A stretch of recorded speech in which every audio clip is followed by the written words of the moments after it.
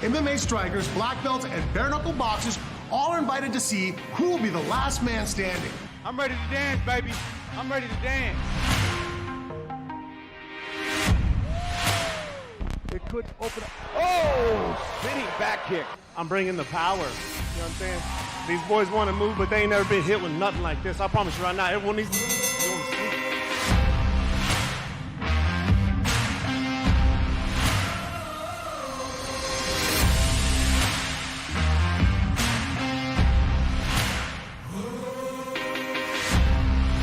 You're in for an exciting night of combat sports. Knockouts, upsets, comebacks, and surprises. Extreme Fight Night presents the 8-man tournament. Live on UFC Fight Pass. Let the drama unfold. Are you ready?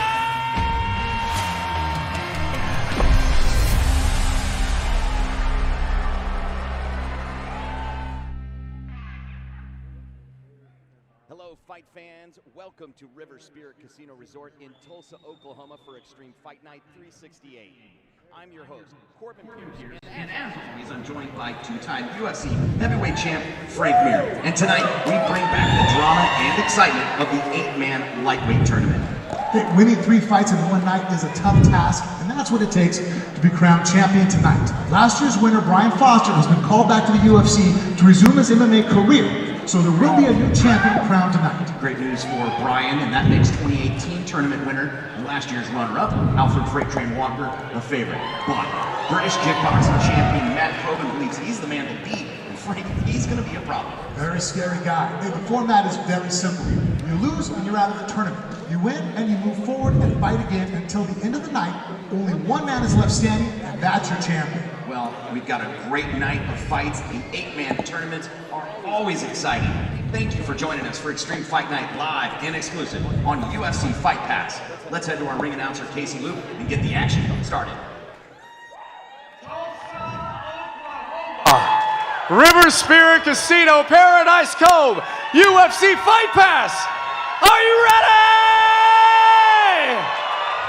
That's what I'm talking about. Extreme Fight Night 368. You heard Mr. Mir talk about this. It's one of the most incredible tournaments ever. Somebody's walking out of here with $10,000. Somebody is going to beat 3 people to get that 10 grand, and you're going to be here for it. I know you're ready. I've already asked you. We have one of the most incredible referees in mixed martial arts and kickboxing. Mr. Kevin Superkicks Nix is here tonight. We've got the incredible team of Corbin Pierce and Frank Mir. Are you ready to get this party started? I said, are you ready? Here we go. Let's meet our fighters for bout number 1 in this kickboxing tournament. Let's bring to the cage Rome Lindsay. Good evening and welcome to River Spirit Casino Resort. Corbin Pierce to my right is Mr. Frank Mir, and Rome Black Hulk Lindsay's out of Pittsburgh, Kansas. He's an unbeaten kickboxer with an MMA and boxing background. He scored his biggest win, Frank, by knocking out world champion and no stranger to Extreme Fight Night or this tournament, Marcio Navarro. And he's no stranger to the big stage. He's a Bellator veteran as well, and he's looking to make waves here with his first Extreme Fight Night tournament appearance. And when I talked to him last night, he is ready to go, and he's not scared of anybody, Frank. This is a guy, he says, I've got the moves, can switch stances. Nobody hits harder than me tonight. And that's an impressive quality to have, almost essential as a fighter. You know, your trainers have to know your weaknesses and break it down and be logical. But as the fighter, it's almost like you have to just think past all that and really have the confidence on what you do well and go out there. And there's so much behind that, being a confident fighter that uses and exploits your abilities and your moves. People can rise to the occasion with confidence. Self-doubt can kill you. Yeah, well, let's get an introduction for who Rome is going to be facing from Casey Luke. And his challenger coming into the cage, hoping to move on in this kickboxing tournament. Let's meet Matt Probyn.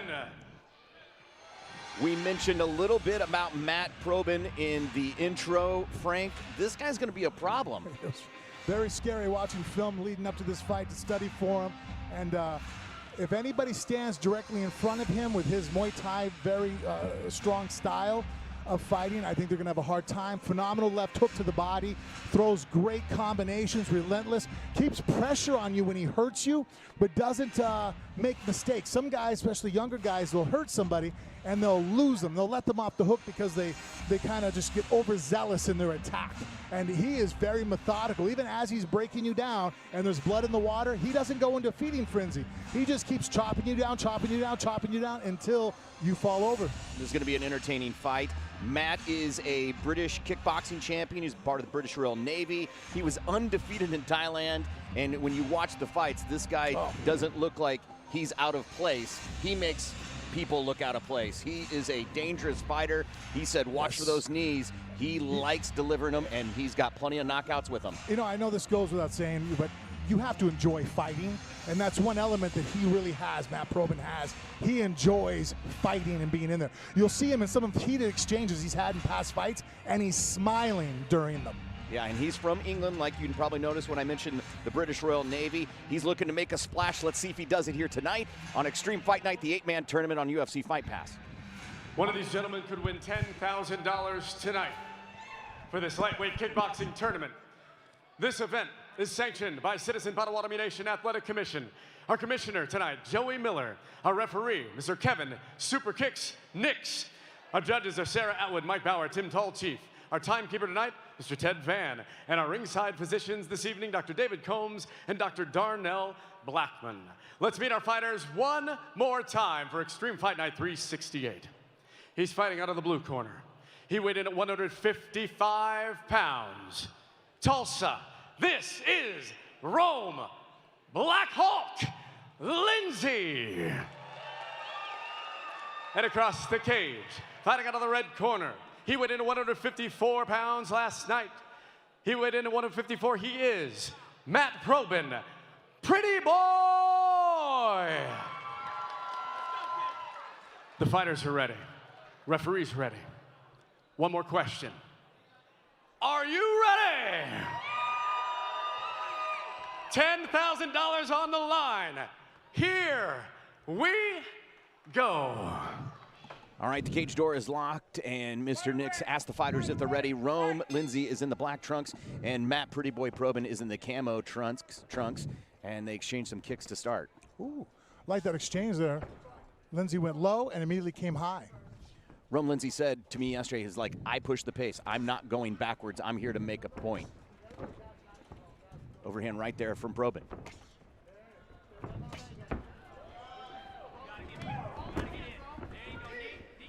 Already a nice output from both guys and speed. We should point out that these quarterfinal rounds are 3 rounds, 2 minutes each. There are no draws. There'll be a 1-minute sudden victory if needed. I really like Lindsay's left hand there. You see he's throwing it, shooting it right down a dart, right in between the gloves of Probyn. But then Probyn, nice exchange with the left hook right hand. Nice check kicks from Probyn.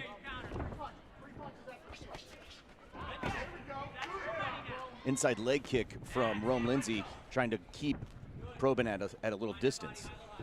And this was the area that I thought that watching Probyn's style, I was like, man, if you stand in front of him, you're going to... Oh, there's that knee we talked about from Probyn. Wow, and Lindsay is a tough guy. That was a... I heard that thunking on his chest from here. But speaking of what I was talking about, Probyn, his style is so combination orientated that he does very well when you stand right there and don't move and want to exchange back with him. He's able to slip punches and move and make you miss and while he's attacking in bunches.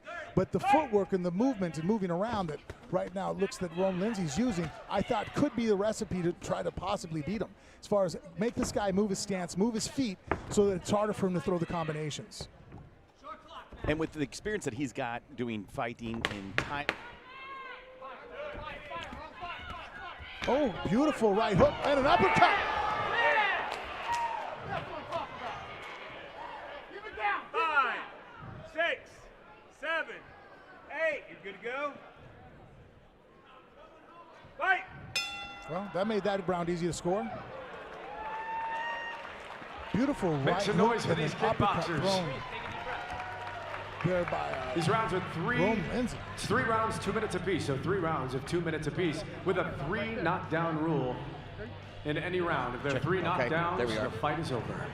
Yeah, good now.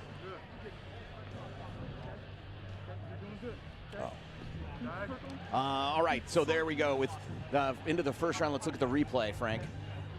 Here it looks like the exchange. Nice overhook, underhook, some knees there thrown by Probin, nice and fitting it in.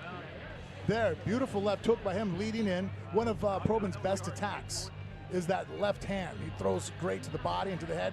There was the knee. Man, made impact on the sternum of Rome Lindsay. I heard that from over here. There, you got the right hook, and he went orthodox and threw a right uppercut. Great exchange, and that's really what was the difference in that round right now, obviously causing the knockdown. Rome Lindsay looking to make us look like fools right away with that first fight by putting Matt Probin to the ground in the first round. We still got 2 more rounds to go. It's round number 2. Matt Probin is in the camo trunks and Rome Lindsay in the black trunks. Superman punch there from that inside leg kick is doing some work. The only problem with Lindsay Rome that's making me a little nervous is at time he holds his head kind of high. He's open for that left hook off of some of his attacks. The left hook there of Matt Probin. And that's one of those moves that positions it as a trainer, as a corner, when you're watching, you're like, man, we can win every second of the fight, and there's a hole there that we're opening up to one of our opponent's strongest weapons, which is, in this case, the left hook.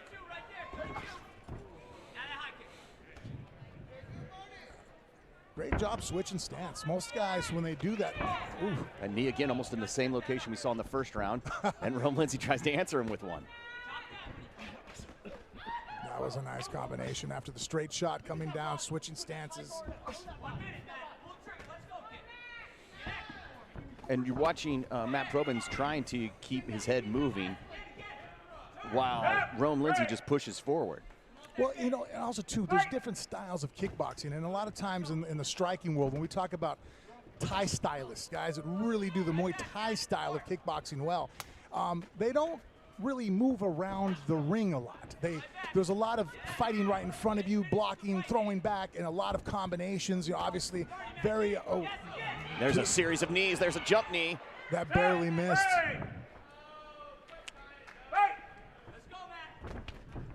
Right away, gets him again with that knee. There's that pace and pushing that Frank was talking about just a second ago.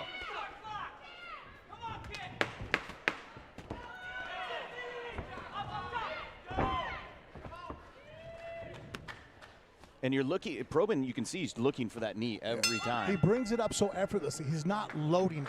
And that's what's throwing off Rome Lindsay, is that a lot of times when guys want to throw a knee, they bend their knees, they telegraph it. They do what we call load the knee. And here you just see Rome Matt Probin just brings it straight up in the air. Here comes the first knee, second. See how he just brings them up? He makes contact.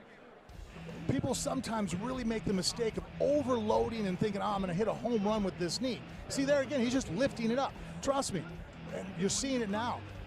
The ability to throw a knee is one of the hardest strikes a human can dish out. You don't have to load it up real hard. You just lift your knee up and make contact to the body or to the chin. It's better to throw a knee that lands at 70% than to load up on one and miss at 100%. They're harder to see, and it doesn't take much to touch somebody with a knee to cause a lot of damage. You see right there, Ladies the knees, and I feel the difference of what slid that round in my book for Matt Probin. All right, round number 3. It's the final round. Again, 3 2-minute rounds in the quarterfinals. The rest will be 3 3-minute rounds. Cage doors locked. Matt Probin in the camo trunks and Rome Lindsay in the black trunks.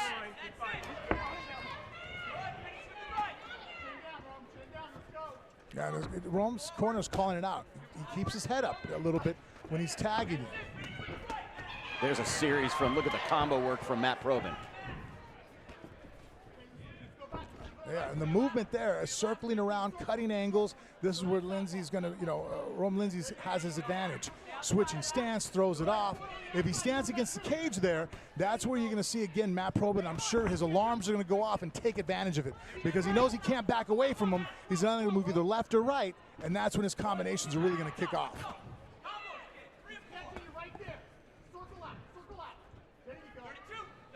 Yeah, the corner of Rome Lindsay's identifying it to move. And this fight really might come down to conditioning because of nice. Oh. I don't know if he stunned him or hurt his ankle, but there's the punches. There's a knee trying to get him. I don't know if he tripped and hurt his leg. No, he has a look on his face. He's hurt. He's stunned. Tries to get some space with the knee. I think the lights are back on for Matt. He looks already a little bit better. That first kind of movements looked a little funky. He's still a little bit, to be honest. Wobbly. He's not connecting those movements. But at least he's throwing something and moving.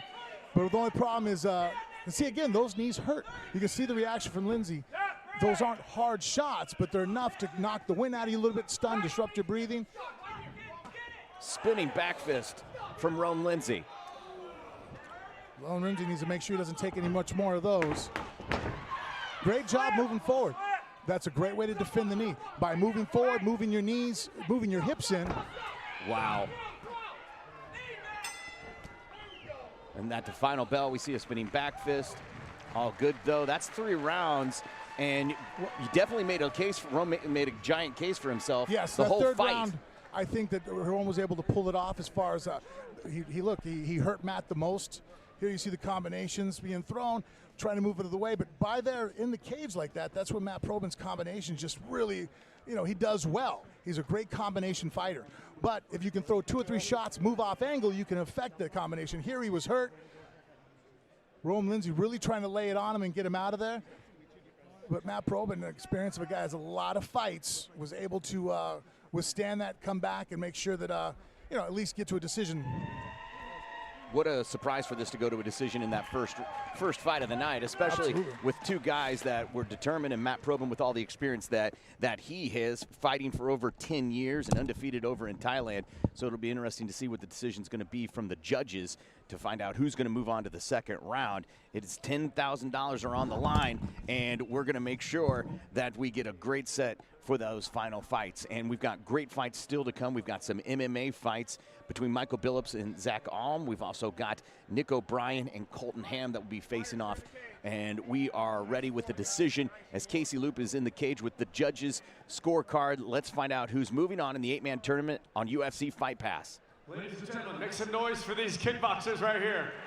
That was awesome. That's the way you get a tournament started. That shows how bad you want this tonight. But it does go the distance, and it goes to the judges' table. Judge Mike Bauer scores about 29-27. Sarah Atwood scores about 30-26. Tim Tallchief scores about 29-27 for your winner by unanimous decision. And moving on, out of the blue corner, Rome Blackhawk Lindsey. Rome Lindsey with the victory. My man Frank Mir is in the cage to talk to him.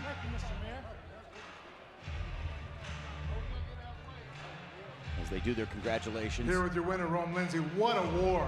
Look, we watched film on him. We knew the great combinations he has. Was your movement part of the game plan? Great job of switching stances. What was the initial idea coming through? My coach in the background was like, hey, start with the southpaw. I'm not married to it, so you can do whatever you want, Rome. Once he saw me in the first round, he got dropped. He was like, just let loose and stay busy. A couple of those knees look pretty vicious. Any of them get through and cause any damage? Oh, yeah, they got through. They hurt. I mean, this is a hurt business. This is what the fuck you do. Excuse my language. This is what we do, baby. Y'all came to get entertained. You came to see somebody get hit in the mouth. That's why y'all here. And that's what we delivered. Let's go. Can't say it any better. Your winner, Rome Lindsey. Rome Lindsey with the victory. Let's look at that replay and see some of the work that he did. Did a great job of keeping Matt Probyn at bay, and just by the judges' call, really won with the judges. And there's some combo work from Rome Lindsey, and a little push kick from Matt Probyn. There's that flying knee that we talked about earlier, and we saw a lot of knees from Matt Probyn. There's the cover up, and then when he fell, that definitely helped him. Helped Rome Lindsey, I should say. And just great work from both guys. And Frank said it, it was a war, and it was well done by Rome Lindsey. When I talked to Rome yesterday, he said he's been calling fighters out, the top 5 in the surrounding states, and nobody's answering him. That's why he's in this tournament. He's here to make a statement, and he did. I can see why people don't want to fight him. That guy, very slick, great power. you know, came in there, picked a fart. I mean, I just told him right now, a lot of the guys backstage, we were, you know, when you have conversations on who we thought was to do very well in this tournament, Matt Probin was the top of that list. Yeah, well, it was really great. Let's see the next fight. We've got Dusty Sparks and Kendrick Williams. My man Casey Loop is ready with the official introduction of the next fight for the 8-man tournament on UFC Fight Pass in Tulsa, Oklahoma. You having fun so far, River Spirit Casino? I know, right? And it only gets better from here. Let's meet our second bout of kickboxers. Please welcome to the cage, Kendrick Williams. Kendrick Williams is out. He fought Alfred the last time that we did this, and he's an XFN featherweight champion. The Bad Sensei moves up to enter the lightweight tournament to see if he's super fast speed and footwork can, you know, make something happen. He is the type of fighter, Frank, that he'll take anything. He recently just had a boxing match. He's doing whatever he can to stay as active as he can, and with the current climate, that's not an easy task. Not at all, and that's very impressive that he's doing so. And one thing about that, even if you're not fighting pure MMA or pure kickboxing, and you're staying in that realm of doing boxing matches, it keeps your competitive edge sharp. You're still competing in a combat sport against another guy. You're just changing the tools on what you're able to use and utilize. But a lot of the tools carry over and cross over. So the fact that Kendrick does that shows me it keeps him sharp, keeps him game ready at all times. Yeah, and he won that boxing match. That was his first debut, or first time boxing ever in an organized situation like that. And he won and walked away with the victory, and good for him. And what I love about these tournaments is the guy that comes in as the favorite doesn't necessarily mean he's going to win. No. And that's what's so great about the 8-man tournament. It's still anybody's game. We're still feeling it out on who's going to be the one to move forward. And so much goes into it. You know, a guy can win one fight here and then go in, and because he has an injury that the fighter got in the first round or received in the first round, now we see him have to make adjustments in the second. So all kinds of variables inside of a tournament make it so interesting that it's extremely hard to predict what's going to actually come out at the end of the night. Well, let's get the introduction for Kendrick Bad Sensei Williams' opponent. Here's Casey in the cage. And his challenger coming to the cage. Make some noise for Dusty Sparks. You are going to love this. You've seen Dusty Sparks before, Frank. This guy has over 30 kickboxing matches. This is his pro debut. He has been on the amateur circuit and trying to, you know, just get the experience, and it's paid off. He's got tons of championships. This is a guy that, even though this is his pro debut, it's nothing for him. This is a guy with a lot of experience. And that's something that sometimes can be very scary and hard for people. You go in there and you sit and go, oh, my guy's making his pro debut. Well, some people have, you know, 5, 10 amateur fights. That actually means something when it's a debut. You have a guy who has 30 amateur fights. I'm like, no, guys, he's just been a pro not getting paid for a while. let's change it. It happens all the time when I'm overseas. You'll see some guys that we fight, and I'll be like, hey, guy, that dude's competed 300 times between sambo tournaments or kickboxing tournaments, and they're not going down as professional record. And that's what you're having right now with Dusty Sparks, that he has a ton of experience, way more than the average guy making his pro debut. Well, and he comes to us from Forza Combat Sports, which with the newly signed Jimmy Flick trains out of there with the UFC, and they've got a great training partner in that guy. So it'll be great to see how Dusty Sparks does tonight. We've got the second fight in the quarterfinals here for the 8-man tournament. $10,000 is on the line. Casey Loop has got the official introduction of both fighters. We still have MMA fights and the rest of the kickboxing tournament for you to watch. Let's go to Casey. All right, ladies and gentlemen, we come to the second kickboxing bout. One of these guys is going to move on for $10,000. Let's meet our fighters one more time. Fighting out on the blue corner, he weighed in at 152 pounds. He is Kendrick Bad Sensei Williams. And across the cage, fighting out of the red corner, weighed in at 153 pounds. He is Dusty Last Cowboy Sparks. 3 rounds, 2 minutes apiece. Our referee in charge of this battle is Mr. Kevin Super Kicks Nix. Are you ready? Here we go. All right, here we go. The second fight in this 8-man tournament. The cage is locked, and the fighters are ready to go. Dusty Sparks is in the black trunks, and Kendrick Bad Sensei Williams is in the silver trunks. Oh. Nice kick there from Kendrick Williams. A switch kick right to the liver. Dropping down an axe kick. How about that? He just needs to catch the leg, throw it as he throws the kick. That's just how the rules here work. Oh, stunned him right away. Oh. Gave him a slip on that one, and Dusty went for the attack. Yeah, smart on Dusty's part. Right now he's dealing with a guy who's faster than him, has a speed edge. You know, Kendrick is a quick guy to begin with, and his style just accentuates it. Very good at coming in and out. Fury, look at the speed. Nice right hook. I think he hurt him. You hear the corner telling him to attack. Kendrick goes on the attack. Look at the knees and the combos and the punches and the head kick. And there, he's holding the foot again. Let it go. Knees again, Frank. Well, and trying that comes to smell down blood. to Sparks having so much experience. If this was a guy who had only a few fights and this is his pro debut, that would have been a problem. And he was able to cover up and continue on fighting. Looks like he's still a little slow, Frank. Well, he stunned him again. There's that stun again. He took a straight left hand and then took a right hook right afterwards. Kendrick's going on the attack, Frank. Beautiful There he left hook goes. to the body. Punishment, that's enough. Mr. Nick says that's enough. And look at Kendrick. Bad Sensei Williams with the win. Dusty just defeated, doesn't even really know what happened. Well, I think he's wondering why he didn't get a standing count at least. Mr. Nix had seen enough. That was a heck of an attack there from Kendrick Williams. Let's look at the replay, Frank, and see. That's that. He called it a slip, but it looked like he put him down. When you get hit and you fall down, that could have been considered again, we're seeing at the very end of that movement. Hard to tell. Good movement there again. Beautiful ability to change levels. Outside kick, inside. There's the right hook. That was the beginning of the problems there for Sparks. Good job of Kendrick Williams coming forward, keeping the combinations forward, looking for holes. But you know what? Sparks did a great show of himself, of really just able to try to recover and fight back. And here, man, that left hook to the body, that's really what finished him right there. He was crunched down, not able to defend himself, and that's when Nix came in and finished. Let's get the official announcement from Casey. Ladies and gentlemen, this bout ends 1 minute 33 seconds in the first round. For your winner by TKO out of the blue corner, Kendrick Bad Sensei Williams.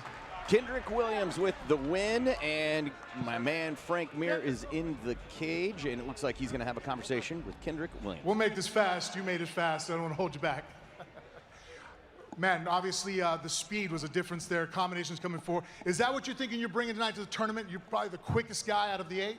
Yeah, I'm the smallest guy, so I have to get in my toolbox and find some things to compete with these guys. I'm a natural 45er, so I'm up for the competition. Now, I had to think that knowing that you're the smallest guy coming in, were you assuming you probably have to win a lot of these fights through decision? So getting an early stoppage going forward is only probably going to accentuate your game plan going in? Yeah, well, we got what we're going to do in the back, so just stay tuned. Your winner, Kendrick Williams. Good job, bro. Kendrick Williams with the victory, and there, just the speed and the fury of punches was a lot. I'm sure there'll be a lot of critique on whether Dusty Sparks should have gotten a count. We've seen Dusty fight before, and he has shown to be quite the durable fighter and withstand punches like that and come back from fights. So I'm sure there'll be a lot of controversy on whether he should have been given a chance to come back from that. But Mr. Nick said that was enough, Frank. Yeah, and you know, Nix is probably taking into account that this is his pro debut. A young, healthy guy, and he wants to keep him so and knows he has a huge future in front of him, and just tonight wasn't his night. Yeah, and Kendrick did the right thing in a tournament like this. Get those fights over, get back in there and get rest. Let's go ahead. Let's talk about some of these other fights that we have coming up, like Alfred Frank Train Walker, a little local favorite there, and Roderick Stewart, who is also a dangerous guy. Let's get the official introduction from Casey Loop and get this tournament going. Extreme Fight Night 368 continues. It's the live. If you're just tuning in to UFC Fight Pass, thank you. Corbin Pierce, the one and only Frank Mir, doing our broadcast tonight. I'm Casey Loop, your ring announcer, and now we're moving on in this lightweight tournament. Somebody's going to win $10,000. Let's meet our next kickboxers. This is Roderick Stewart. Roderick Slim Reaper Stewart. He comes from Abilene, Texas, and he sees this as an opportunity that he's been waiting on. He is unbeaten as a professional kickboxer and delivered a knockout of the night with a spinning back kick in his Extreme Fight Night debut, Frank. And he's the loosest cannon in the tournament. He's got nothing to lose. He's a young guy that's like, I'm here to make a point. Everybody in the tournament's wanting to make a point and get that 10 grand, but he knows that he's where he stands with some of these other guys with experience. Well, and that's one thing that's great, because that's what you should go in there. You can't go in here thinking you're going to win. You got to go in, well, you have to go in there want to perform well. And I think that when I have guys that think that way, they don't overthink the situation. And Roderick Stewart's in a situation right now tonight where it's like, hey, look, make a good showing of yourself. But guess what? You keep doing that, and the wins come. All right, let's get the official introduction of his challenger. And let's meet his challenger. Coming to the red corner, please welcome Alfred Walker. Alfred Freight Train Walker, a local favorite, Frank, the 2018 XFN tournament winner. And he's a true Okie from Muskogee, and he will have the Tulsa crowd in his corner. You'll hear it behind me. And the former featherweight champion has only one loss since his move up to lightweight, and that was against 2019 champion Brian Foster. Freight Train, I talked to him yesterday. He was in a great headspace. He's in amazing physical shape compared to the last time we saw him fight. He said, you know what, I came off the couch and just entered the tournament. Yeah. And this time he got into the gym and has been dedicated towards it. Well, and Alfred Walker is such a technical fighter, great southpaw, very skilled, very seasoned veteran. And sometimes people can make mistakes when they do that. They're like, well, I can overcome this. I don't need the same training that got me to where I am. I can, I can make up for it because of my abilities. And when you're fighting guys at this level, that's not easy always to pull off. And I think Walker was realized that, hey, I am one of the best fighters here, but I'm going to have to make sure that I come prepared, don't shorten myself by taking late notice fights and coming up on that. And so the preparation is completely different now for this one, and it's back to his old self. And I think that's why you see the energy that he knows that, hey, I did the work now. There's no guilt of, like, I got to make something happen tonight. Yeah, and when I was talking to him, he had a job. He kind of lost that job, moved on from that job, and realized, you know what, this is just me. It's just like in the cage. I got to fend for myself. I got to protect myself, and I need to go out there and get it. And he's applied that attitude from life into the cage. When you have other money coming in, sometimes it takes away from your ability to be a great fighter. Honestly, being hungry, being under stress, that helps you out. Casey Loop with the official introduction of the fight. All right, ladies and gentlemen, once again, 3 rounds, 2 minutes apiece. One of these guys will move on in this tournament. Let's meet our fighters one more time. Fighting out of the blue corner, he weighed in last night at 155 pounds. This is Roderick Slim Reaper Stewart. And across the cage, fighting out of the red corner, he also weighed in at 155 pounds. He has won this tournament before. This is Alfred Freight Train Walker. Our referee in charge of this battle, Mr. Kevin Super Kicks Nicks. I know the answer to it, but I'm going to ask anyway.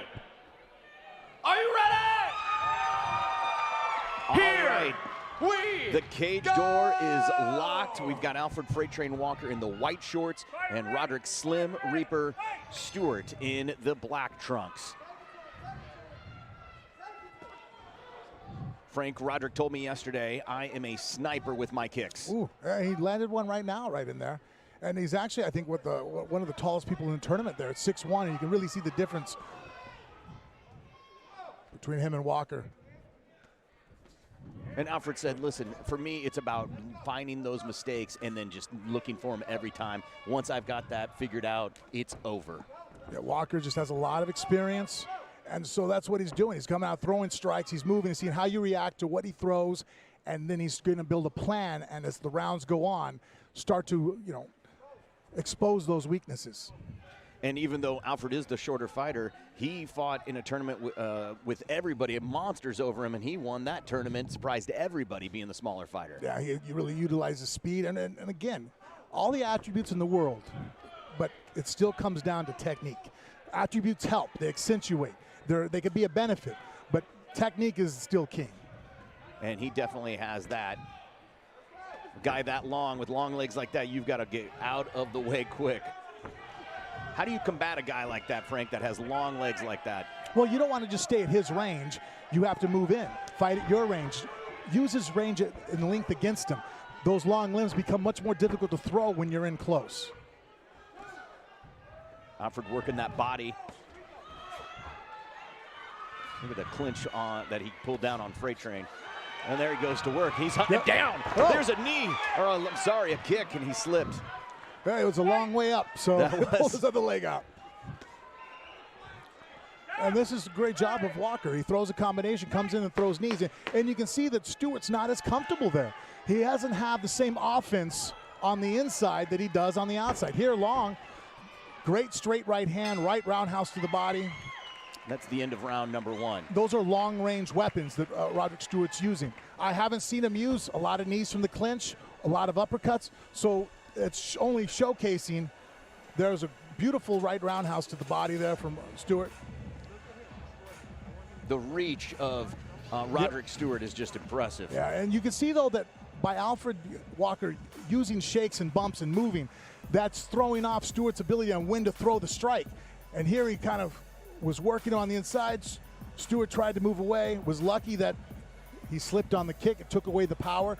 But once again, you can see that Stewart's not comfortable on the inside fight, and Alfred's seeing that. And what he's doing is he's using that faking, stuttering, because he doesn't want to be predictable when he comes through, because then the size and length of Stewart will be an advantage. You'll hit him. But if he can make him misfire, fake him out, draw out his weapons, and then close the distance, he'll be extremely dangerous. And he'll get in close where I think he's going to have the most success. Round number 2 between Alfred Freight Train Walker in the white trunks and Roderick Slim Reaper Stewart in the black trunks.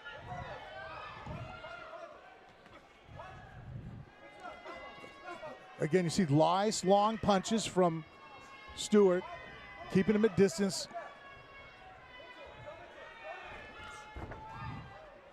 Freight Train using great head movement, shaking, chopping that lead leg down.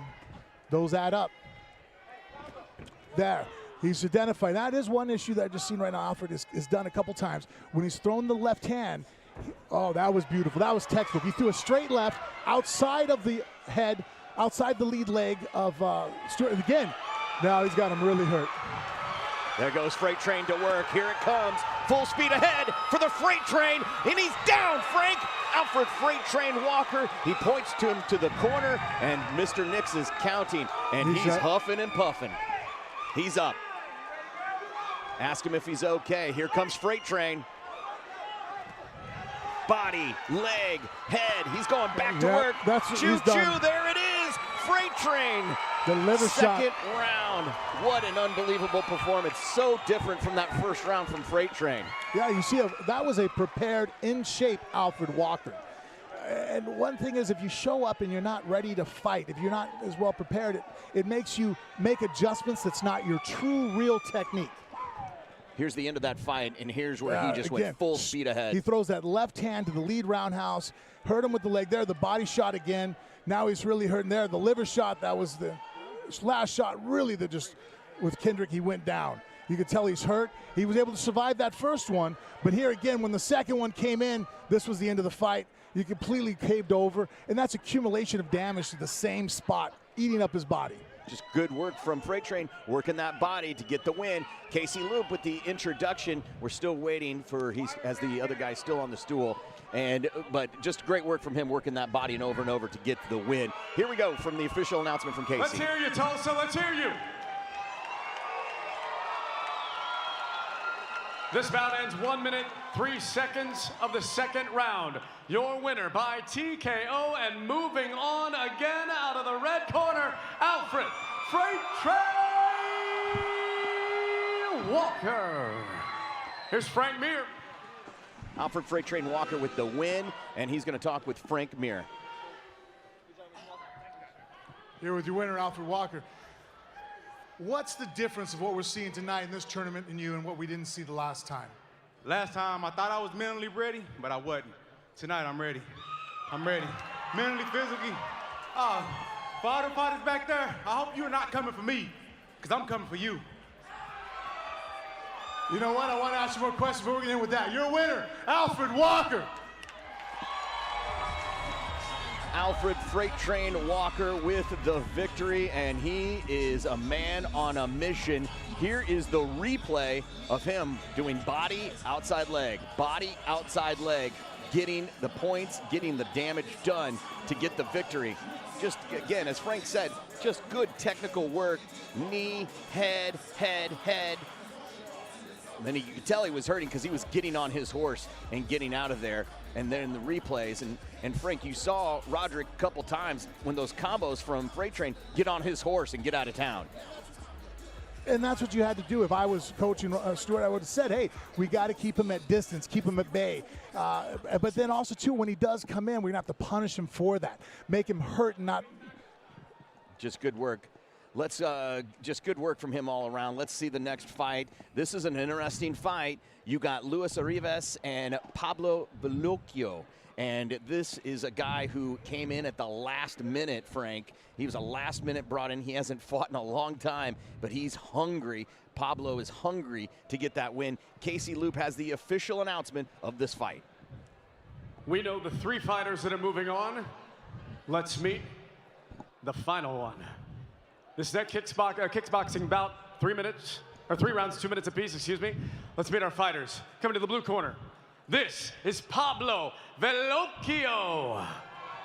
Pablo has had over 30 fights. He trains and has a gym with his brothers. He's got kickboxing and MMA experience, and he's just a guy who's like, listen, I want to bang. And he had to, he took a break, got his life pretty much in order, and then he said, you know what, I'm here to make something happen. This is his kickboxing debut. He's like, you know what my threat is? I got nothing to lose. Yeah, I haven't fought in a long time. This is it for me. You know, Pablo's right. You know, he can come out here, and right now he's, the underdog, and that takes off any expectations. And a lot of times expectations create pressure. But the fact that, you know, being in the gym, being a gym owner, you know, this isn't a guy who's been sitting on the couch for the last couple of years, and he's been consistently being in people's corners, training them, helping out, and always in the gym. So that keeps his skill level high. But there is the fact when you don't compete all the time, you know, there is a little bit of rust mentally because of the dealing with the emotions and the excitement of actually coming inside here under the lights. It adds a little bit more pressure than just sparring in the gym. So we'll see how he's able to in this first round adapt and come out with the fact that it's been a while since he's actually strapped him on and gone live. Yeah, and nobody can see any film on him. Nobody knows what he does. It's going to be tough for everybody else. Honestly, you know, when I'm coaching guys and they say, hey, this is the guy I'm fighting in this kind of scenario, I'm leery. I'm like, wow, we really don't know what we're walking into. This guy could have been helping guys get ready for fights, and he's a killer. He's in shape, ready to go. He might not be. You know, and you're really flipping the coin when you don't know what monster you're walking in the cage with. Yeah, well, he's going to have his hands full for sure, and Casey Loop is going to give us the introduction of our second fighter here for our final quarterfinal fight, Extreme Fight Night 8-man tournament. Casey Loop is all ready. And the final man in this kickboxing tournament, Luis Arribas. Luis El Guapo Arribas, and he has 3-1 in MMA, and all of his wins are either via punches or TKO. So this is a guy that can do some damage. He's not afraid to get in there and bang. And, you know, he said something to me, and I can't wait to get your input on this, is like he got into fighting because he saw Anderson Silva. And that guy, he's like, I want to do that. That guy gave him the inspiration. I'm sure you've done that with, that's happened to you with other fighters. What an amazing I've even fought guys that inspired me.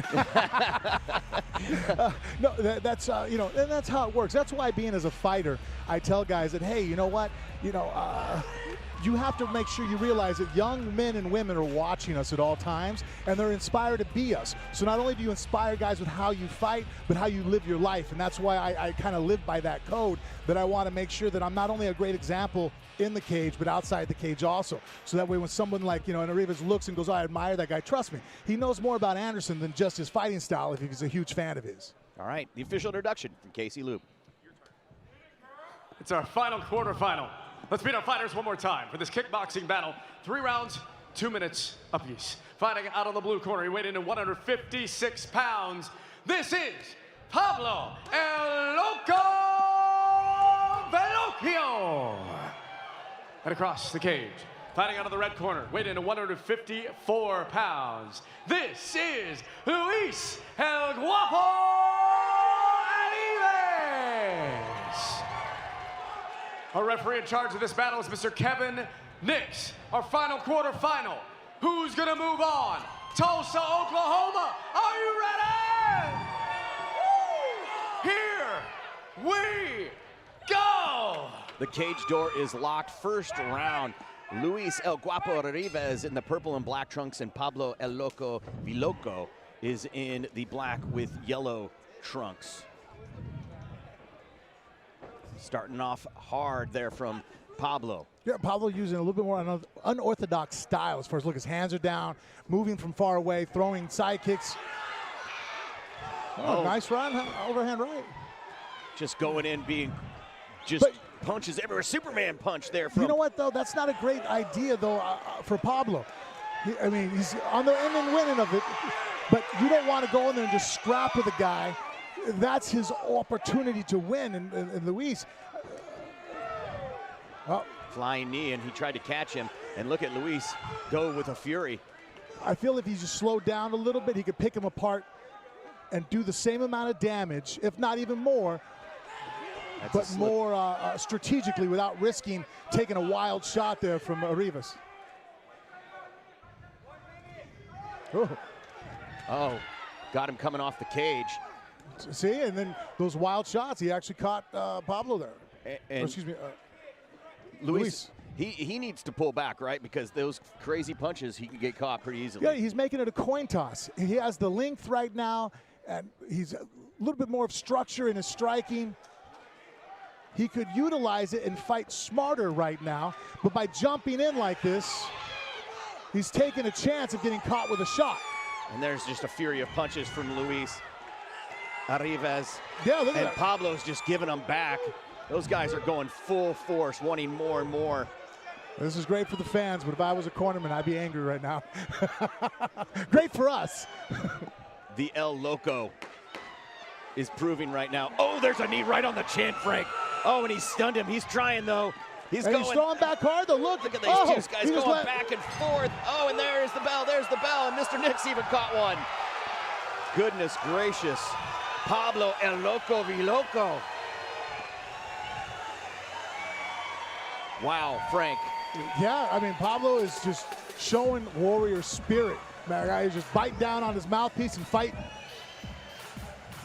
There you just see an exchange of combinations. I mean, Luis Rivas is throwing good shots, but he's going wild, just throwing shots, and he's allowing Pablo to absorb them and just throw back and stay on top instead of just picking him apart, going in and out, using an angle. So he's kind of throwing caution to the wind. It's not a good idea for Luis to be drawn into this battle like this, because this is what I think is going to even it up for Pablo. Look at the kind of warrior he is. He's a tough guy. This guy is a brawler. He's a fighter. Yeah, let's look at it from a different side. Look at the punches. I mean, just taking them one after another. As he's taking those shots, look what he's landing. He's landing some big shots at himself right there. Boom, back and forth, back and forth. What are you telling Luis Rivas in his corner during that break? Hey, stop brawling with this guy. Let's just beat him technically. Come in, and the knockout will happen, but let's catch this guy with a shot and get out of there. 1, 2, move out. He bounced his feet back on that one. Let's not take shots. Let's not get drawn into a battle with this guy. Luis Rivas giving it there. Pablo Escobar in the black and gold catches his foot. He lets it go. Look at that. That is a heavy punch there. There's an uppercut. There's an uppercut. Just, Frank, we can't keep up. There's so many punches. We'll just let this fight speak for itself, I think.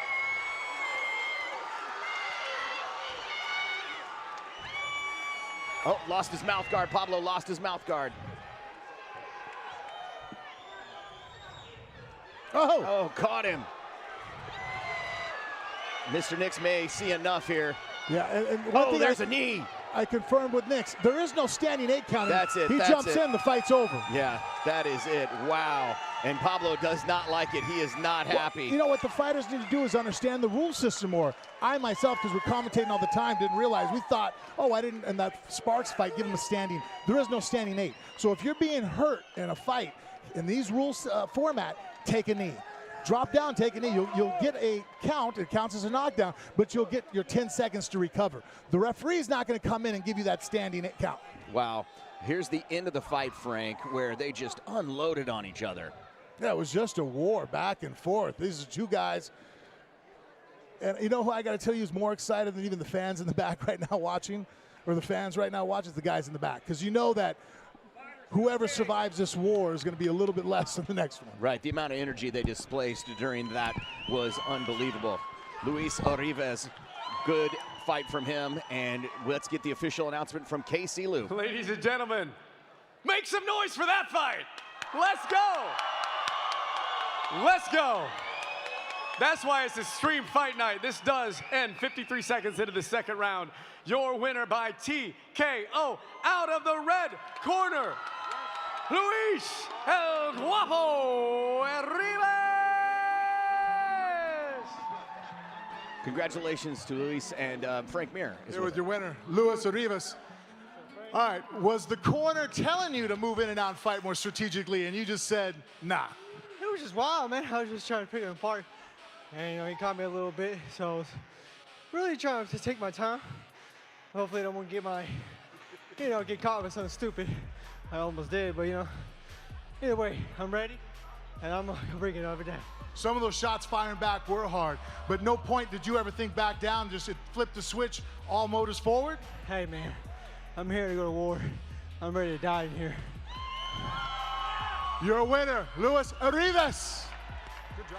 Luis Arribas, El Guapo, and man, he has to be exhausted with the number of the output he put in there. And so our next round is set in this 8-man tournament, as Rome Lindsay will be facing Kendrick Williams, and Alfred Walker will be facing Luis Arribas to go on to see who's going to get this $10,000. And Frank, he's going to be gassed. You know what? He's a young guy, a lot of spirit. We'll see what he's able to recover in there. I mean, he didn't take shots to the shin or the body. Those are more the damaging areas that cause you to have a hard time recovering. Some of the shots to the chin, hey, look, you go to the back, you knock off the cobwebs, and you're able to recover really fast from that. But I don't know if he's able to go through the tournament with that kind of style going forward and doing it round after round. That's going to be a lot to ask of him. But, man, what heart that both guys in that fight shown. And it's what happens sometimes. You get two guys just want to go at it. Well, just a great first round of the quarterfinal rounds there for the tournament. We're going to give the guys a break. We've got an MMA fight. Casey Lupa's got the introduction. Man, I need a rest after that fight. That was awesome. And they're moving on. Yeah, give them a round of applause. They can all hear you back there. They're working their butts off and putting on an incredible show. But once again, those are the quarterfinals. So we're going to move on, and one of those guys is going to win $10,000. We're going to give them a little bit of a break. So we've got some mixed martial arts. This is going to be an amazing fight right here. Let's meet our mixed martial artists. From Gainesville, Texas, Zach Alm. Zach Alm, he's making his pro debut. He was 4-4 as an amateur. His last one was via triangle choke in the third round in 2019. He's been fighting for over 5 years, though, with such a little amount of fights. And so he's definitely, here's what I'm expecting, that these guys are going to go to the ground with the amount of jiu-jitsu experience that these guys have. But you were there for the stand-up last night. There is a height difference between these two. Zach stands at 6'1", Michael Billups stands at 5'7". Yeah, he's going to want to take the advantage of Alma, probably trying to stay on the outside. But that being said, Michael Billups is very athletic, very quick, and able to, and because of his stand-up background, throws a variety of kicks at all different angles. So you're right, even though Zach Alm has a height advantage, he might want to go and take advantage of his jiu-jitsu advantage, getting the fight to the ground and utilizing those long limbs, and we've seen his success he's had with the triangle. Yeah, and, to take on a guy like Michael Billups, who's a local, crowd favorite. Amateur champ. Yeah, it was unbelievable as an amateur, which we'll get to and go over some of his stuff. But you come in, you're in his house, quote unquote. I mean, that could have, you have to be aware of that coming in. I think it's actually better going in other people's houses. Personally, I feel like it almost turns you on into predator mode when, you go out to eat at a restaurant and you're walking around the week of the fight and nobody really likes you. You can tell that you're in enemy territory. It keeps you hard, keeps you sharp. When you're home and hometown advantage, then you're softer. Yeah, you're such a bear, man. Like, you're just a big teddy bear, but, man, you are mean. All right, let's get the next fighter and his introduction opponent, from Casey. Fighting out of Broken Arrow, Oklahoma, Michael Billups. Michael Billups, he took some time off. He's like, you know what, I need to get some things straight in my head and in my life. He did that. He's back at it. He's in better headspace.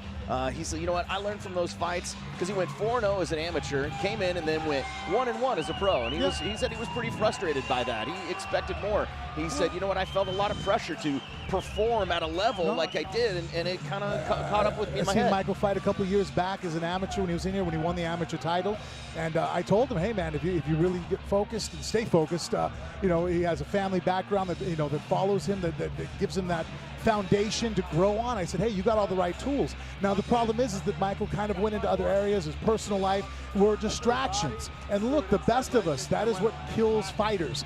More often than not. I mean, hell, you could point at John Jones, one of the greatest fighters, pound for pound, that has ever lived. And if you think about the things that have hurt him, it's the extracurricular, everything outside the cage. And that's what also happened to Michael. Not that anything dangerous, but just personal relationships not being, you know, sewn up and organized properly can cause problems to a fighter. And that distracted mindset, trust me, it just can be the worst thing for a guy when he walks in here to try to compete. Yeah, and he's worked on his jiu-jitsu with a local organization, and he says he's more well-rounded now. He feels more confident in every aspect of his game than he's ever felt. He says mentally he's the strongest he's ever been. That's awesome. And he's ready to get back after it. And so he's got a tough opponent, and Zach Elm, who's making his pro debut. And again, that height difference is going to be an interesting perspective to see how he handles it. In those other fights, said he was a little too aggressive, went in, tried to react too fast, and he knows he just needs to slow down.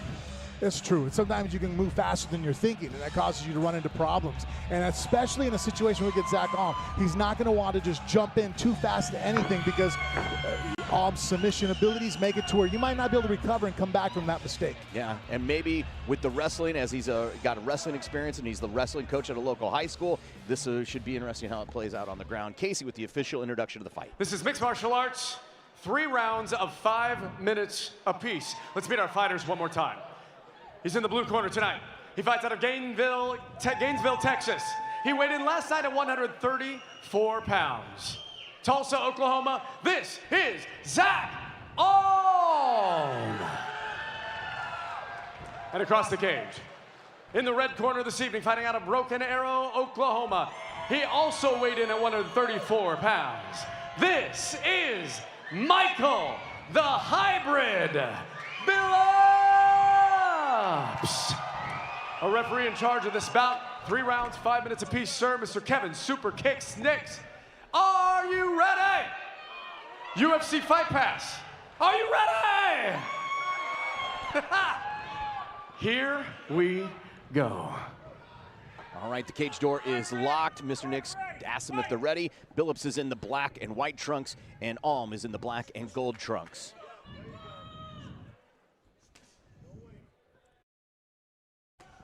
Feels so great to have a MMA fight as a break from those, and immediately there's that wrestling takedown. Yep, ran right into the double. Alm took 2 kicks, both on the lead leg, and he switched stances. Armbar or out the back. Goodness gracious, he grabbed the back of his head. That was a great slam from Billups. And that's the difference between jiu-jitsu in competition and jiu-jitsu in a fight. You know, that's one thing that upsets me. Oh, he's almost setting up an armbar of his own. Is that I feel like in jiu-jitsu competitions, if you could pick a guy up off the ground, he should have to let go of the submission. It teaches guys comparable skill on what to do in a real fight. Because, I mean, you'd be a black belt in jiu-jitsu, you armbar guy, he's allowed to pick you up and slam you in the street, so you have to know how to defend that. And Alm right now got caught with that slam. And now he's doing a good job of going half guard, getting up, but now he was in a seatbelt position there, and that's much more akin to wrestling. That's where the similarity of the styles go over, and now he's using good job of the lockdown with the half guard, but because of Michael's wrestling, he's using that overhook, the wizard, to throw him back down to the ground to throw his hips. Showing off that wrestling skill. These are 5-minute rounds. These are going to feel like long rounds from what we're used to. Electric chair type sweep coming up. Look at those punches. Alm's doing a good job of locking down and using the legs, but that's what Michael needs to do. When guys are doing these sweeps, put your hands on the ground, tripod up. Good job of grabbing the wrist and keeping him down. Oh, he's got him pinned against the cage. Well, and also, too, Alm is almost out. His head's catching him. If he lets go of his half guard, he'll be able to get his hips down. But right now, by holding on to the legs, he's not able to utilize his legs. Great reversal. Got his back. Yep, he's getting high. He might get shook off. Let's see if Bill is going to get stuck in the rear naked. He's got his underneath. That looks deep. That's underneath. Well, the hand, though, is not on the back of the head, so he's not able to get the same amount of pressure. Again, nope, it's over the chin.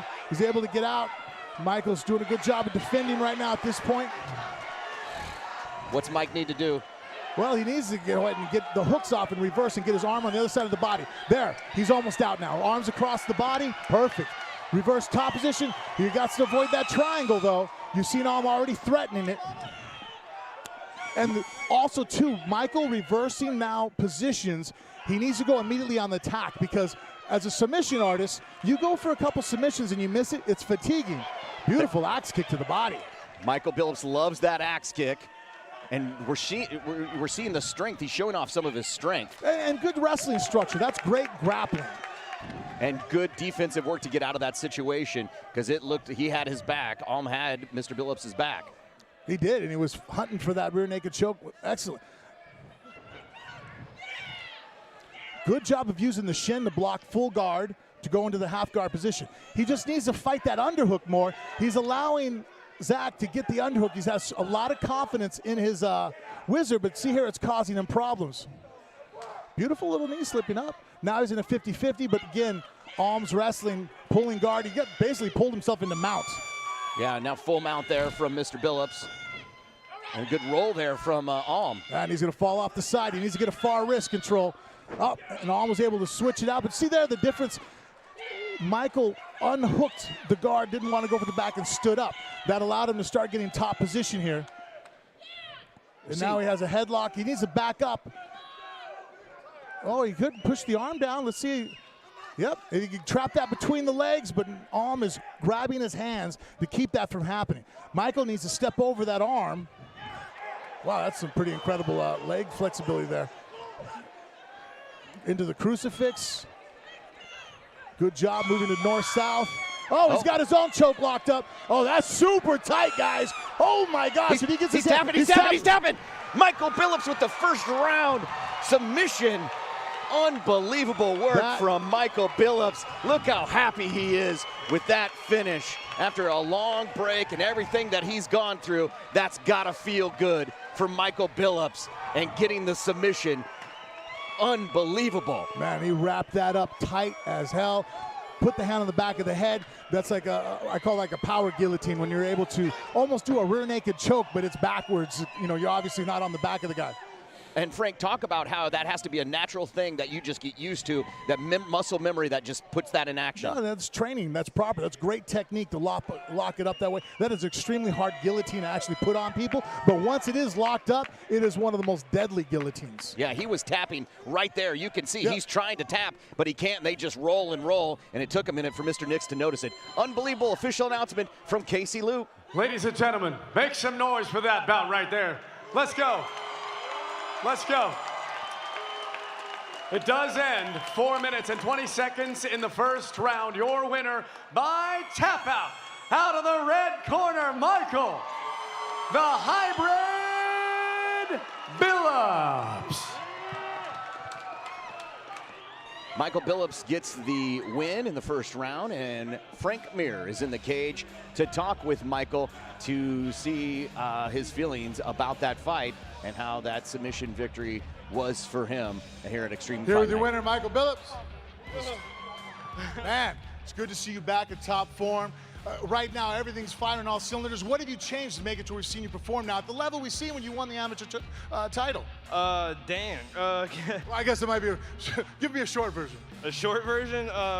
First of all, I just want to say thank you to God for giving me this ability, and I want to thank everybody who came out, all the people watching. Like, I was telling everybody, get here at 7 o'clock because I was that guy before fighting on the prelims, and I was the amateur fighter.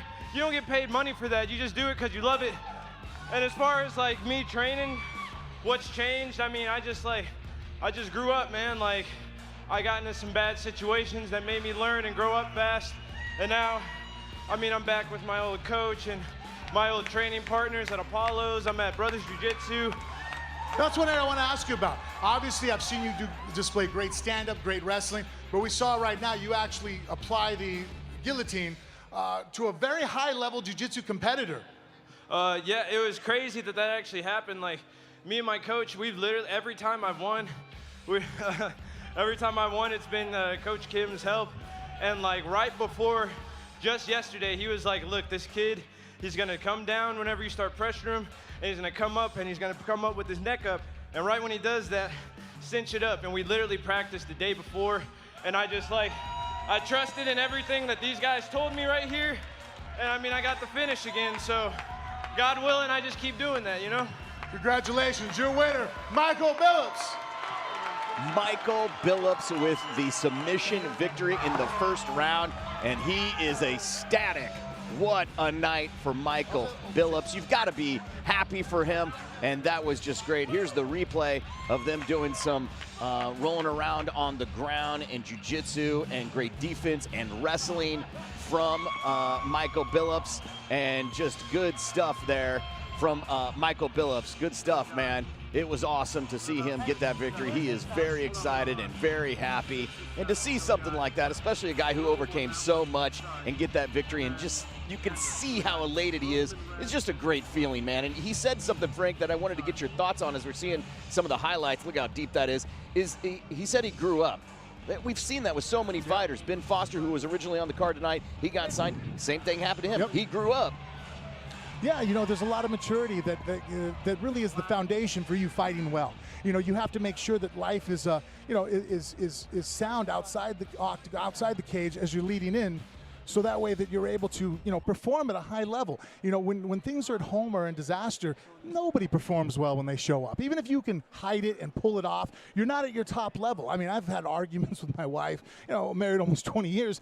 Trust me, when I get to the gym, I'll tell people, hey, we got to stop. I'm going to go outside, make a phone call, fix this real quick, because I'm not going to have great training. It's going to mess me up having things disordered around in my personal life. That's how important it is. And you've seen it right now. That's the culmination of a fighter who now has his personal life in order. He's able to train right, able to focus on what's important, and be able to perform. And we saw it tonight with Michael Billups. Well, and he went back to some old coaches, which was great for him. And that looked like that paid off really well. And he was just so excited about being back in that feeling. Yeah, he showed all the things he did well to begin with, and he's added to his game. I mean, before, he was a good wrestler with great stand-up, with great kicks, movement. We got to see a little bit of that here tonight.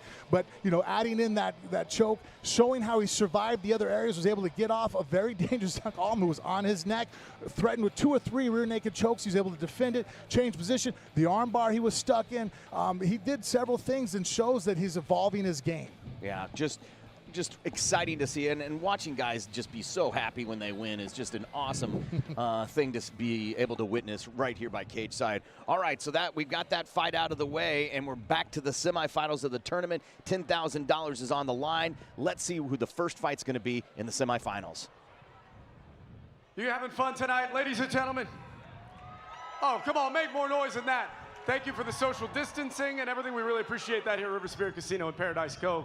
If you're just joining us, we're in Tulsa, Oklahoma, the best fight city, in my opinion, in the world. This is the lightweight kickboxing championship. We've already had the quarterfinals. Now we're moving on. Somebody's going to win $10,000. We've seen these fighters before. Let's bring them in for their second bout of the night. Please welcome to the cage, Kendrick Williams. Kendrick Williams, he had an impressive first fight, Frank, as he took on Dusty Sparks, and really handled him pretty easily, and they just couldn't handle his speed. Yeah, Kendrick Williams, he said, you can very easily write it off as like, well, he's the smallest guy here, but instead of just looking at it as a deficit, he looked at the advantage he has in speed and mobility and took advantage of it, and he looks to want to continue taking advantage of that as the tournament goes on. Here was the last fight, Frank, that Kendrick handled Dusty Sparks, and you got to see some of his speed and everything, and just the punches he connected. We've seen him fight before, but his punches looked more focused, more precision, and it seemed more technical today. And that's where power comes from, is speed, acceleration times mass, right? So his speed and power, but by throwing proper technique, throwing his lever, getting his hips behind the shots, he's able to make those shots count, because all the speed in the world, if you can't hurt the guy, well, then people just start running you over and they don't respect you, so it becomes a problem. He's shown not only great speed, but the ability to hurt his opponent. And so, Lindsey Rome saw that. He's going to have to take that into account, that, hey, just because he's a smaller guy, his speed and technique, he does hit hard. All right, let's see who he's going to be taking on. Casey Loop has the introduction. And let's welcome back into the cage, Rome Lindsay. Rome Black Hulk Lindsay. We saw this guy push the pace and take down one of the other favorites. It was, he wasn't scared, he wasn't shy. Nope. I talked to him, like I said yesterday, Look and at he's that like, look in his eyes, guys. he's like, I'm ready to kill someone. He started getting mad out there when him and I were talking. And he started swearing. I mean, he was, normally the weigh-ins here are very calm. People aren't getting into, but here's some of the highlights. He's pissed. No. He's out to get paid. And again, we talked about confidence and determination of what that can do to boost a fighter's abilities, and that's what Lindsay Rome is bringing in here tonight. He is here to be vicious and powerful and ready to go ahead and go through an attack. And you can just see as he walked down to the cage right now, the look of determination, the look in his eyes that he's going to go out here and not only just win. Some guys make this fighting very sportive and it's a game. Some guys come in here, and Rome Lindsay, is one of those guys. He's looking to go ahead and cause damage. He wants to hurt you. He's not here just to win. He's here for you to leave on a stretcher. All right, the official introduction from Casey Loop. You know these fighters, but let's meet them one more time. Hopefully moving on in this tournament for $10,000 out of the blue corner. He weighed in 152 pounds. He is Kendrick Bad Sensei Williams. And out of the red corner, weighing in 155 pounds, he is Rome Black Hulk Lindsay. Mr. Nix, are you ready, sir? Our referee is Mr. Kevin Superkicks Nix. Our fighters are ready. Are you ready? Let's see who moves on. Here we go. All right. The cage door is about to be locked. Mr. Nix is going to check and make sure they're ready. And we've got Rome Black Hulk Lindsay in the black trunks and Kendrick Bad Sensei Williams in the silver trunks. Let's see if the switching from... Whoa! Again, beautiful left hand right off the bat. I mean, Rome is not wasting any time. Came in there and threw it. We're seeing some speed from Rome. Yep, a little bit of a head clash there. Oh. He's a little shooken up by that, Yeah, no, too. look, guys, headbutts can really hurt. Not only do they cut you, but it's very jarring because, a person's neck, especially as professional fighters, is pretty stiff and rigid, and you just doesn't move. So you have a skull, that's just, can cause a lot of damage. And it can just, shake you. Think about football players. Why do they say no helmet to helmet? Because of the damage that you can drive with using the head. And Mr. Nix checks him. He says he's good. They go back at it. And look at right now what Williams is using. He's trying to use that right leg to throw to the body of... Can't keep up with the punches. No, They're just and a the power. fury. And Rome is just using size right now to bully him. Oh, wow. And right now, Williams just needs to be able to use his speed and get out of there. If he covers up like this and goes against the cage, it could be disastrous for him. Leg kick, and he took it. Rome Lindsay took that kick to the head. Did. Rome Lindsay's doing the right things on how to fight a smaller, faster guy. He's bullying him. Nice straight left, though, from Williams. The chin that Rome Lindsay is showing. Yeah, because, I mean, those are nice structural shots. They're forcing energy through to the skull. Good body work. And that's something, too, that you can accentuate when you're fighting a faster guy. The head sometimes can be hard to hit. Guys are able to move it.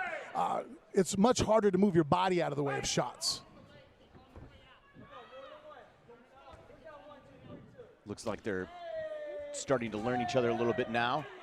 Well, and also, too, you can see that Kendrick Williams is respecting the power of Rome Lindsay. As he gets close, he's already kind of covering up. There he caught a really hard jab and a left hand. Oh, there's nice an up. uppercut.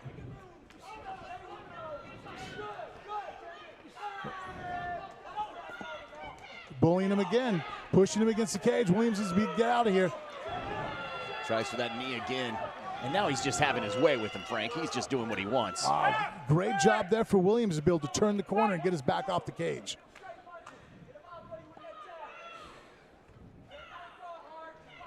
And he's pushing forward again. You used the word bully. Great combination there for Williams, but then he didn't start with any, he led with the kick. And the only problem was that Rome walked right in and threw a punch right to the chin.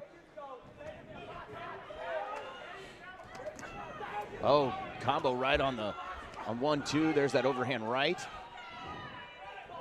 Now what Kendrick's doing here by putting his hands on and being loose, he's hoping to force Rome Lindsay to do the same thing. Like, hey, let's play this fast game. Let's be quick. Let's put our hands down.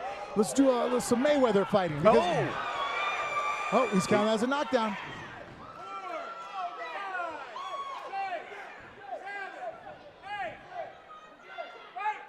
Not happy with that. That's the end of the round 1. Well, what fighters feel like if they get hit with a shot and the shot shoves them to the ground, they're like, oh, that should count as a slip. And really the definition of it is like, well, no, I hit you and it knocked you down. Yeah. Just because you didn't fall down from a concussion doesn't mean it doesn't count as a knockdown. And there's the first part of the fight, that round where we just the speed and fury of the punches. Yeah, there you just see, Rome Lindsay just coming in, imposing his will. But, hey, that was a great angle there from Kendrick Williams. You see he flipped out, turned his hips to the left, threw that head kick. He's doing what he can, but here when he covers up, it allows Rome Lindsay to walk right in and just start really bullying him. He turns the corner, though, there again. Yeah, see, that counts as a knockdown. He hit him. Yeah. I would also count that. Now, I realize his leg buckled. He's going to think that it buckled. Maybe it did because he slipped, but that's so close that you're going to count that as a knockdown. A shot on the chin, your leg slipped out, and you went down. The first set of rounds that we saw, those quarterfinal rounds, those were 2-minute rounds. The rest of these rounds are all going to be 3 minutes. They'll go 3 rounds total. And we are in the first semifinal fight. We've got Rome Black Hulk Lindsay in the black trunks and Kendrick Bad Sensei Williams in the silver trunks. Push kick from Kendrick and just hunting him down around the cage. Oh, beautiful spinning elbow.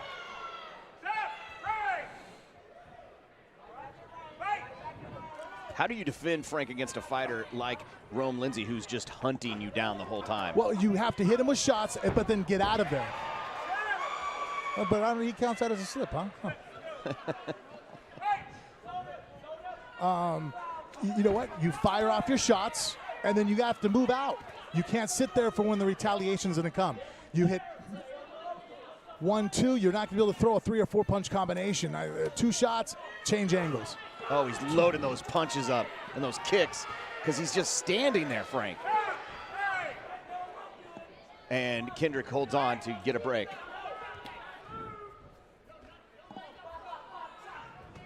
Yeah, the other thing, too, everybody thinks, oh, being smaller means you'll be in better shape.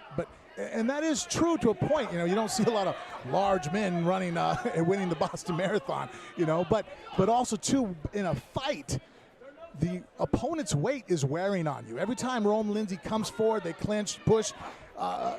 Kendrick Williams feels that, and it's fatiguing to push back against somebody who's a much larger fighter.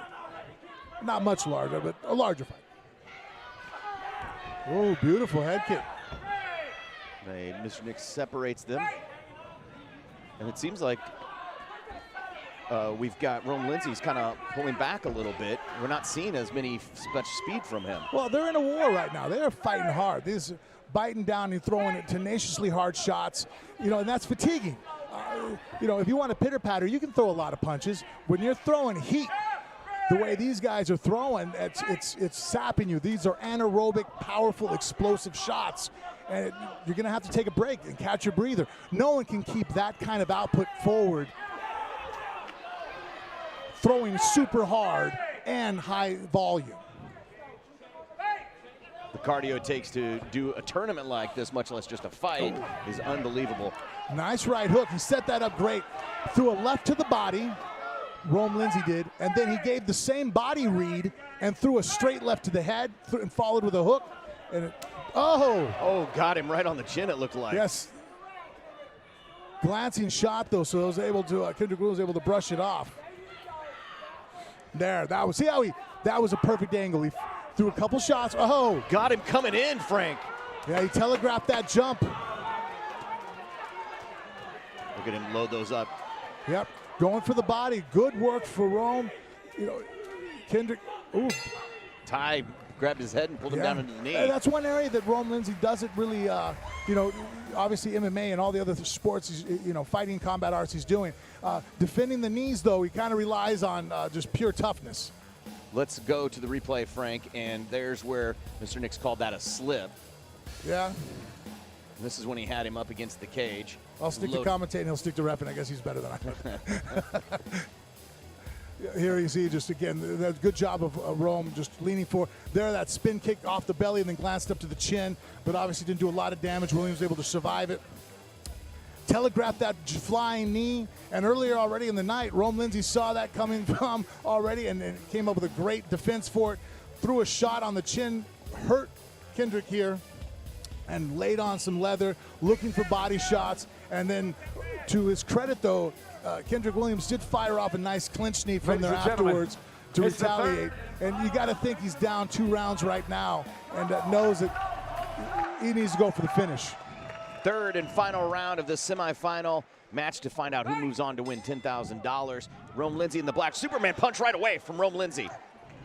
There's a knee from Kendrick, and as Frank said, he's got to try and make something happen.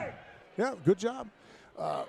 If I was in Kendrick Williams' corner, that's what I'd be calling for. Get into the knee area, throwing knees from the clinch.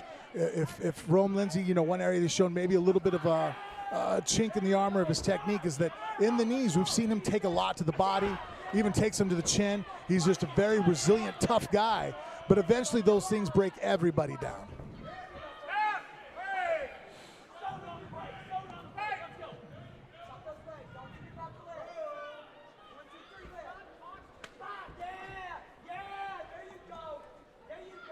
Now this kind of fight here, a little bit more on the outside, using speed, much more to Kendrick Williams' advantage. Not by much. Fist. I mean, Rome's really good at long range too. That straight left hand of his is deadly. When he stands in the southpaw stance, then you see him switching over orthodox. There's a push kick, and what he tried to Superman punch over the push kick? Yeah, just both guys fired off a technique at the same time. That right hook, too, from Rome is great. Oh! Nice slate left. Switch to orthodox there for Rome. And here, though, Williams just isn't throwing the knees he needs to throw. This is where he needs the knee. Again, see how Rome's hips are back. Either it's open to be kneed. Yeah, good control there for Rome Lindsay, obeying the ref's command to break.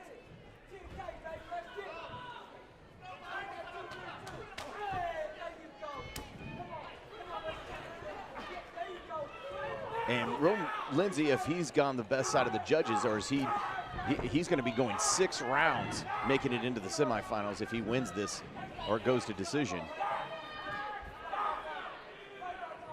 As he went to a decision the first quarterfinal. And we've talked about that, what that does to fighters.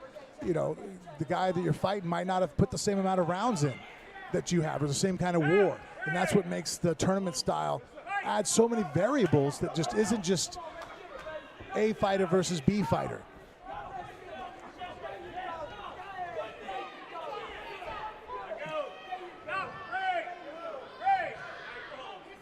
And Mr. Nick separates them. And Rome is just getting some extra punches in and huffing and puffing. Oh, said he got him in the groin. Yeah, I think also too, there might be a little bit of a mindset that Rome knows he has this fight tied up, and Kendrick Williams is a tough guy. He doesn't see the knockout coming, so instead he's starting to cruise a little bit. Play it safe, don't get caught with anything hard that could turn this fight around. Nice way to end this round, though, to come out with an explosion. And it's not much there from Kendrick Williams to end the bell and going to a decision. 6 rounds. He's going to be the only fighter, Frank, that's going to have that many rounds going into the finals if he wins that decision, if the judge see it the same way you do. Yeah, and I think that, yeah, I'll be really bad at calling fights right now if Lindsay doesn't get a decision. Here's the replay, and that just didn't connect, that spinning back kick. Williams is going for it, though, trying to make something happen. But then just again was marched up against the cage. And you can see here just the busy work of Rome, just scoring points, staying in. But he is, again, just Williams looking for where he could fire his knee. Rome fired his own.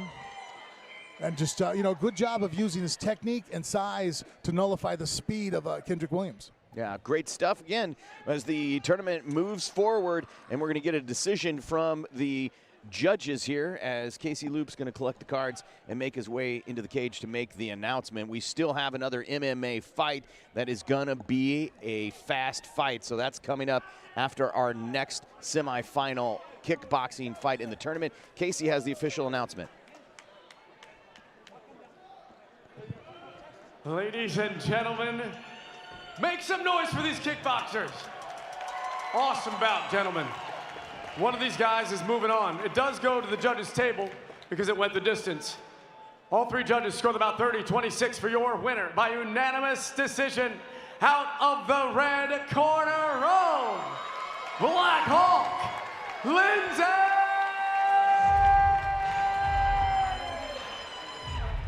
Rome Black Hulk Lindsay getting the win, and Frank is in the cage, wants to have a few words with him and ask him how he feels about that victory as he's moving on to the finals. Good to see you again, brother. Great to see the respect between you and Williams. Did you guys just decide to be training partners here? Yeah, we don't be training partners. Speed and power, I think that's a good combination. You put those two together, you make some bad mofos. Ron, we saw that Kendrick's speed going into the first round. What was the game plan coming to this to nullify his movement speed that he has? Try to take better angles than he did and try to beat him to the punch after he tried to throw the 4 or 5 combinations. I think he was hitting this dude with 8 pieces coming in, so we wanted to break that up with jabs and hard straights and hard leg kicks, and that's what we did. That's how we got the W right now. Was there anything during the fight that you felt that was just causing you issues, or anything that made it harder for you? What was it that was doing that was probably the most difficult thing to overcome? I don't know about you, Mr. Mayor, but that dude needs a nickname changed to Black Lightning. He fast. Boy, he fast. Well, we can see it on the outside. We'd hear it from you. It obviously puts a stamp on it. Your winner, Rome Lindsay. Rome Lindsay with the victory, moving on for a chance to win $10,000. It's got to feel good, and you heard him talk about it, and Frank will allude to it in a minute about how he is just a precision fighter. He knows what he's talking about. He's not in there just throwing haymakers trying to make it happen. He is technical, knows how to break up fights, knows how to do what he needs to do to get the victory. We still got another semifinal fight, kickboxing fight that is coming up to see who else is going to move on, plus another MMA fight between Nick O'Brien and Colton Ham that is going to be great. The last time we saw Nick O'Brien fight, he made sure that the guy didn't get off the stool and ended up with I believe a broken orbital. So it should be interesting to see how that plays out. We've got the next semifinal fight, and Casey Loop has the official introduction.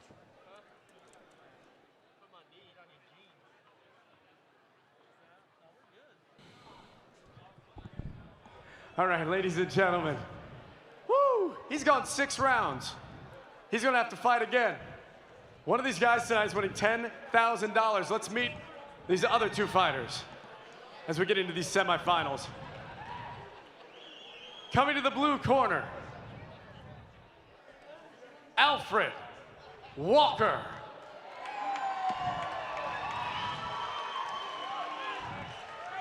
Alfred Freight Train Walker, Frank, the last time we saw him, he got a TKO in the second round. And he's another one that's just like Rome Lindsay, just a technical fighter, knows how to break up someone's rhythm, knows what he's doing, and we're going to see how he handles Luis Orivas. Yeah, Alfred is extremely technical. I've worked with him when I'm here, you know, and if he's not fighting, we go to the gym. He's one of the guys I like to move around with. Because, you know, he's a very slick southpaw. We've seen it already tonight. He's, you know, not only is he athletic, but he utilizes it properly. You see, sorry, ladies and great gentlemen, we have a movement. correction. We're going to switch the corners. Coming to the blue corner, Luis Orivas. Little switch color gears. confusion there, but that's okay. Luis Orivas will be the one coming out. It doesn't matter. We're going to talk about both of them anyway. Yep. And Luis Orivas, we'll see how his last fight, where they exerted so much, how it affects him in this fight. Well, you know what, though? Orivas wants to win this next bout. He's going to have to fight a lot like that here. I think being slick with Alfred is going to be a very tall task for him to try to oversurmount. So with Rivas, though, he showed toughness, showed tenacity. You know, and I think that's something he's going to have to play to right now and put Alfred Walker in a war, and hopefully Alfred's going to engage him back in that war, and I think that'll increase his odds of being able to pull this off and get the win. Yeah, and talk about when you have a fight like that, the lactic acid that builds up in your muscles when you're backstage, resting for your next fight. So, the one good thing, though, is because of you're a conditioned athlete, with that full, 5-10 minutes in the back after fight, you feel brand new. You're right back in, as long as you don't damage shins, ribs, or anything like that. And now coming to the red corner, Alfred Walker. And Alfred Walker coming out, I should say, now, as we get that introduction. And as we were saying, with just the training he has and the technical aspect. And we should point out, Luis Rivas, we've seen him be very technical too. We just didn't see it in that fight. That was a brawl that he had to just weather the storm. It was his own little hurricane that showed up here. You know, he showed why he wants to be a fighter. All fighters have that in them, that ability to want to engage and go. And he you know, the machismo came out.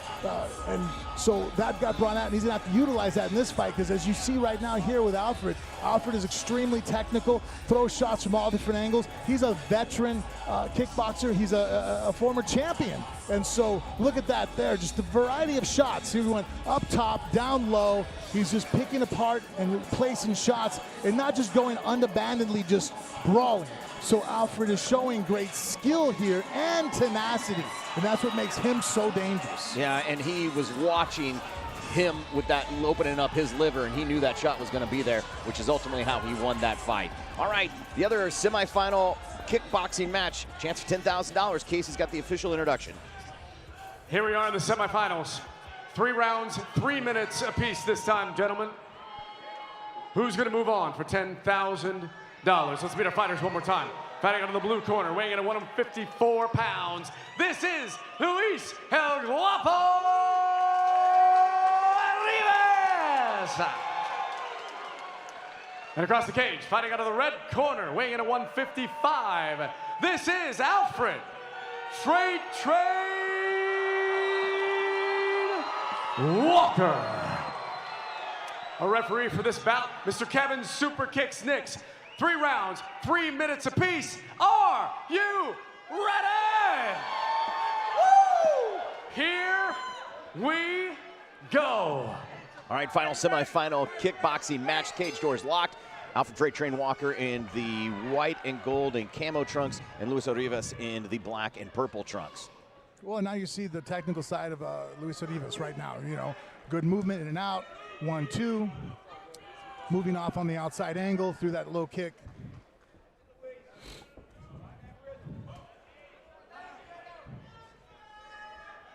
And you see Freight Train just letting him show his work off so he can find the spot. Yeah, right now, this is, you know, Alfred is a veteran. He's not wanting to waste energy, throw shots that leave him open. He wants to be effective. So he's being busy, he's moving, he's shaking, but his eyes are open. He's trying to read what's going on, where the openings are going to be.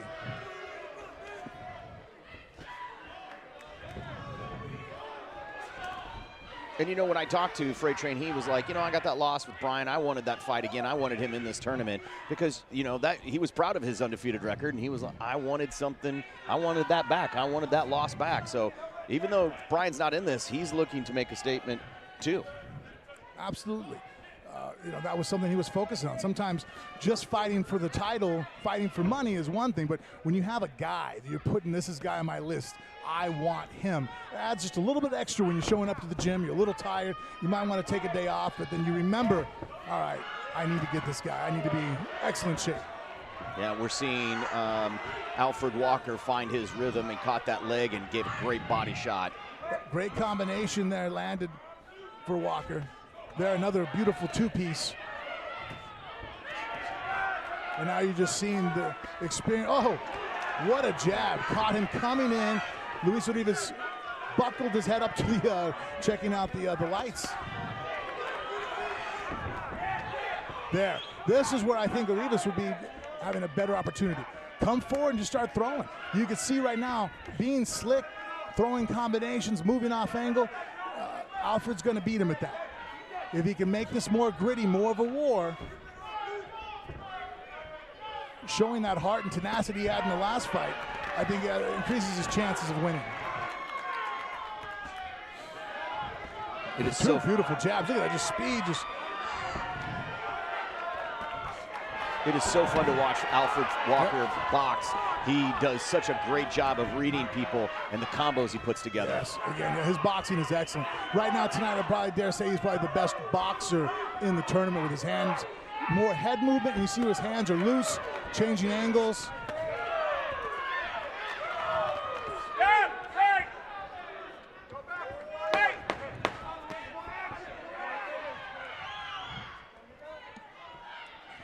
Just knows range so well and just can. I know, he makes Lewis miss by an inch, and then we'll make him pay for it. And that's one thing, anybody can, not anybody, but you see fighters, there's different levels to this. They'll make a fighter miss, but they don't make him pay for it because they move 6 to 12 inches out of the way of the strike. Nice knee, left hand there by Alfred. But the really great defensive fighters like Alfred make you miss by an inch, and then because you've only missed by an inch, they're able to come back in and catch you with a shot. So not only did you miss the shot and you whiff it, but now the guy makes you pay for it and you get clocked with a shot. Right, because the ability to find that range, usually guys will step so far out of, it takes them, they have to lunge forward almost to get back into it, and there's no chance for a counter, but Alfred does a great job of minimizing that risk. Yeah, he stays on balance, moves just an inch, makes you barely miss him, and then as you miss him, he complies back with his shot and fires and makes you pay for it. And those are the worst shots to get hit with. Yeah, and he does this thing too that he makes it look so easy. He makes that range find so easy, and that's so difficult to master. Round number 2 of the semifinal match. Alfred Freight Train Walker in the white and black with some camo, and then Luis Arribas in the purple and black.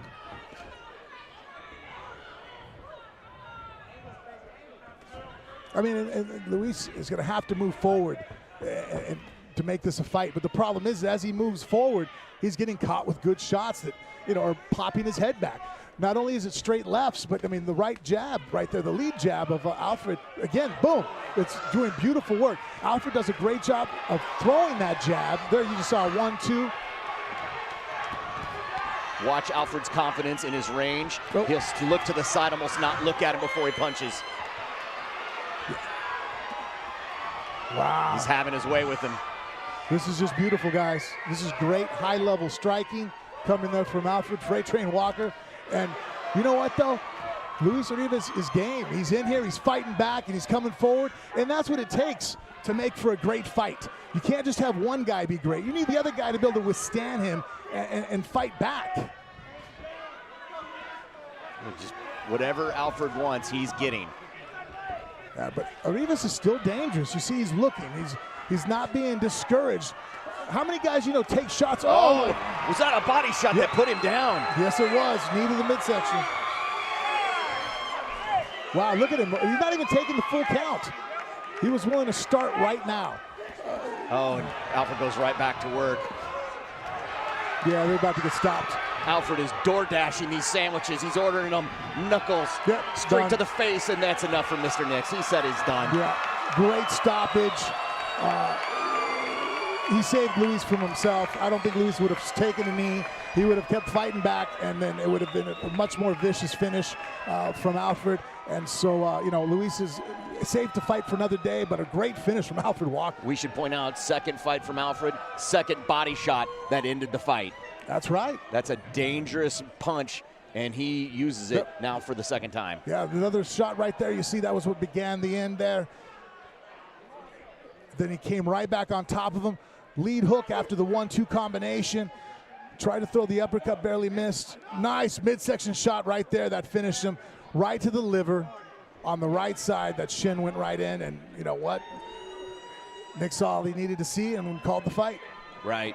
Just another great performance from Alfred Freight Train Walker. You now know why he's one of the favorites to win this, and he's moving on for the second time, the third time actually, at a chance at $10,000 and winning the 8-man tournament for Extreme Fight Night here at River Spirit Casino in Tulsa, Oklahoma on UFC Fight Pass. Casey Loop with the announcement. Let's go, ladies and gentlemen, make some noise for that fight.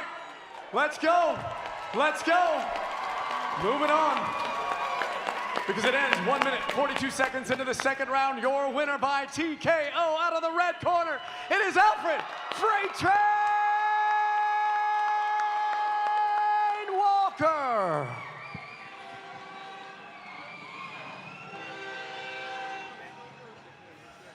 Hey, man. Here again with Alfred Walker, you guys, his winner. Obviously, you saw Luis's tenacity in the last fight. What was the game plan coming in, knowing that he's a guy who's going to bite in his mouthpiece, take shots, and move forward? Stick and move, baby. Stick and move. You looked very much in control in the fight after about the first minute. What were you seeing that led to the openings that you were able to land the combinations? Man, my thing is I look for them openings. I let you create it for me, and I point them out. Obviously, one guy that's not in the tournament tonight that you want him to be. Any expectations, that we're able to stay focused knowing that you're not going to be able to get the revenge at this point on Foster? Hey, man, Foster's like a brother to me. I love to dance with that guy. Any day, anytime, he know what's up. You guys' winner, Alfred Freight Train Walker. Alfred Freight Train Walker getting the victory, putting on a clinic again, and he's in the running again for $10,000. Here is a replay of that fight and just him having his way with Luis Orives and just saying, this is my cage. I'm the one that's going to get this money. It's time for you to get out of the way. And just Alfred put it on a clinic, Frank. Absolutely. I mean, a little bit before we talk about Alfred, how great he was, I just want to give a little bit of recognition to Luis. He took some hard shots, kept moving forward. Obviously, you know what? You take a shot to the liver, not a lot you can do to recover from that. Hands out to him, great performance. But, man, Alfred's showing that what an in-shape, focused Alfred Walker can do. Great boxing, great hands, changing attacks from all different angles, and put down a guy that was a vicious fighter that wanted to come forward. All right. We're going to give the guys a break. We've got an MMA fight where you shouldn't blink. We'll explain in a minute. Casey's got the introduction. Now we know who's going to be in the finals. Rome Lindsay, Alfred Walker. Who do you think is going to win? $10,000. Well, we'll see. We're going to give him a second to relax a little bit. Relax. As we have a phenomenal mixed martial arts fight. I know I was talking to Corbin and Frank about this earlier. We are all looking forward to this battle right here. Let's meet our mixed martial artists. From Pensacola, Oklahoma, Colton Ham. Colton, the young warrior Ham. Listen to this, Frank. 4 weeks ago, he was 185 pounds, and he weighed in at 146. Jeez. That is a heck of a weight cut. Wow, that is extremely tough to be able to do that. And that shows a lot of mental just fortitude to put yourself through hard training, because it isn't like he was just cutting weight the whole time. He's also sparring, wrestling. And people don't realize, they don't account for that, like, you realize that while you're in camp and these guys are training and sparring and having these wars, they're also on a calorie restriction, trying to break themselves down, get the weight down. And it's hard to recover. It's hard to have that energy. It can be emotionally draining to cut that much weight. And also prepare for a fight. It just shows a lot on his part of the mental toughness that he possesses. He's 1-1. He won via submission in November in 46 seconds, so that'll be interesting to see how that plays out. And he was like, you know what? I called Mr. Cook and I said, I want the toughest guy you have. And he's about to get him, and because he wants to prove he belongs in this. This is what he wants to do. And when you cut that much weight and you take on a tough fighter, you're going to have to show that you've got it to be in there. That's, again, I don't recommend it. I'd like my guys to keep their weight a little bit lower as they're leading up to a fight, so we're not battling that. But, that just shows the mindset, again, of how tough he is. He wants to put tough obstacles in front of him so he can rise to the occasion. And there's guys that are that kind of competitor that if you give them just a pushover, that's not going to get them up in the morning. You give them a guy that scares them, that motivates them to train hard, and that's what Colton Ham possesses. All right, let's get the introduction of who he's facing from Casey. And his opponent coming to the cage, fighting out of Tulsa, Oklahoma, Nick O'Brien. Nasty Nick O'Brien, and this guy's fun to watch fight. He is well-rounded. He is the 5th fight he's had in a year, which is an unbelievable pace to have in terms of fights in a year over year. 1-0 pro record. He trains at World Class Fighting. He's like, listen, this is going to go 5 rounds. I'm good with that. I don't care. He does rugby training where he trains with the rugby. He does water aerobics, which I think is an underestimated way to get that cardio going.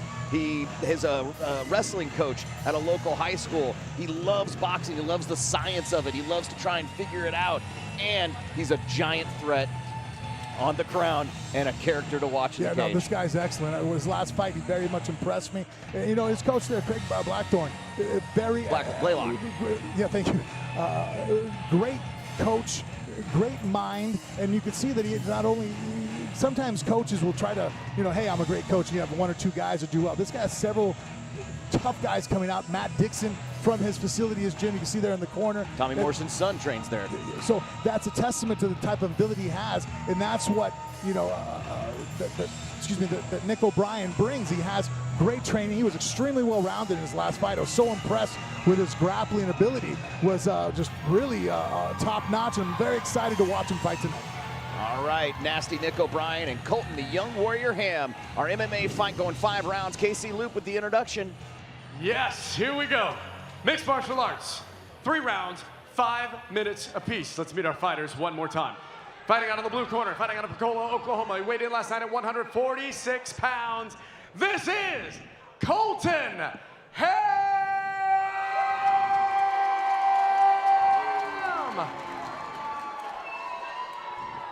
Across the cage, fighting out of the red corner, fights out of Tulsa, Oklahoma. He weighed in at 145 pounds. This is Nick O'Brien!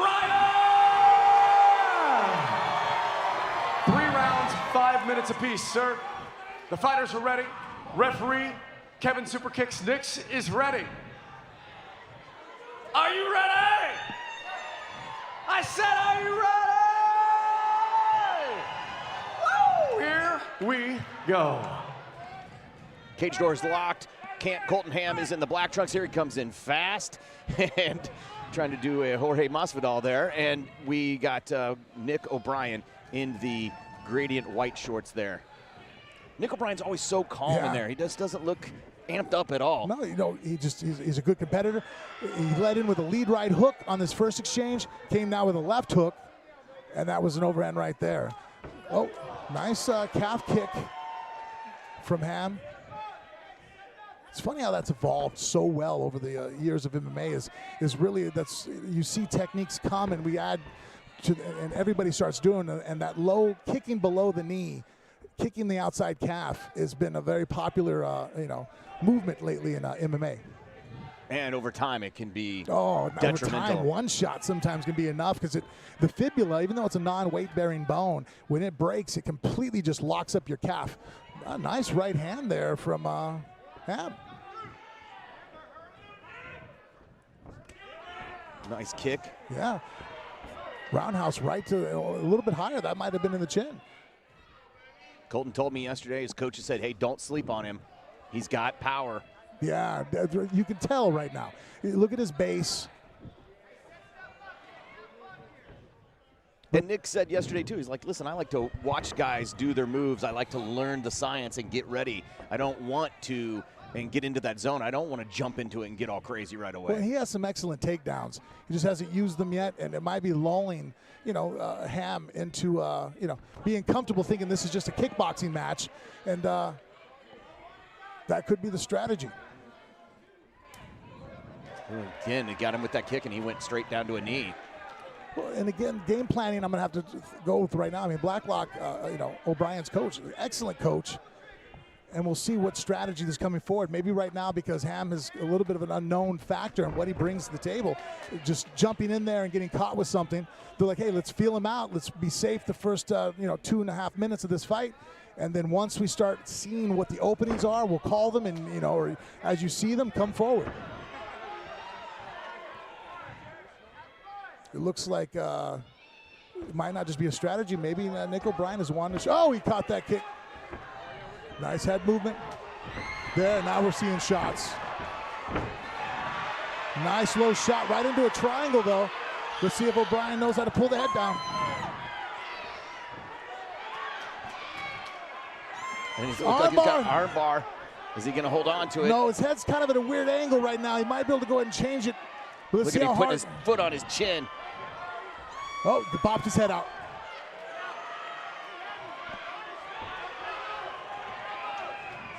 He's got side control, Nick O'Brien does, but he doesn't have control over that underhook. Now he's got his elbow back. Oh, other armbar attempt. O'Brien letting Ham get up. That was interesting to let him up. Yeah, nice exchange right there on the ground.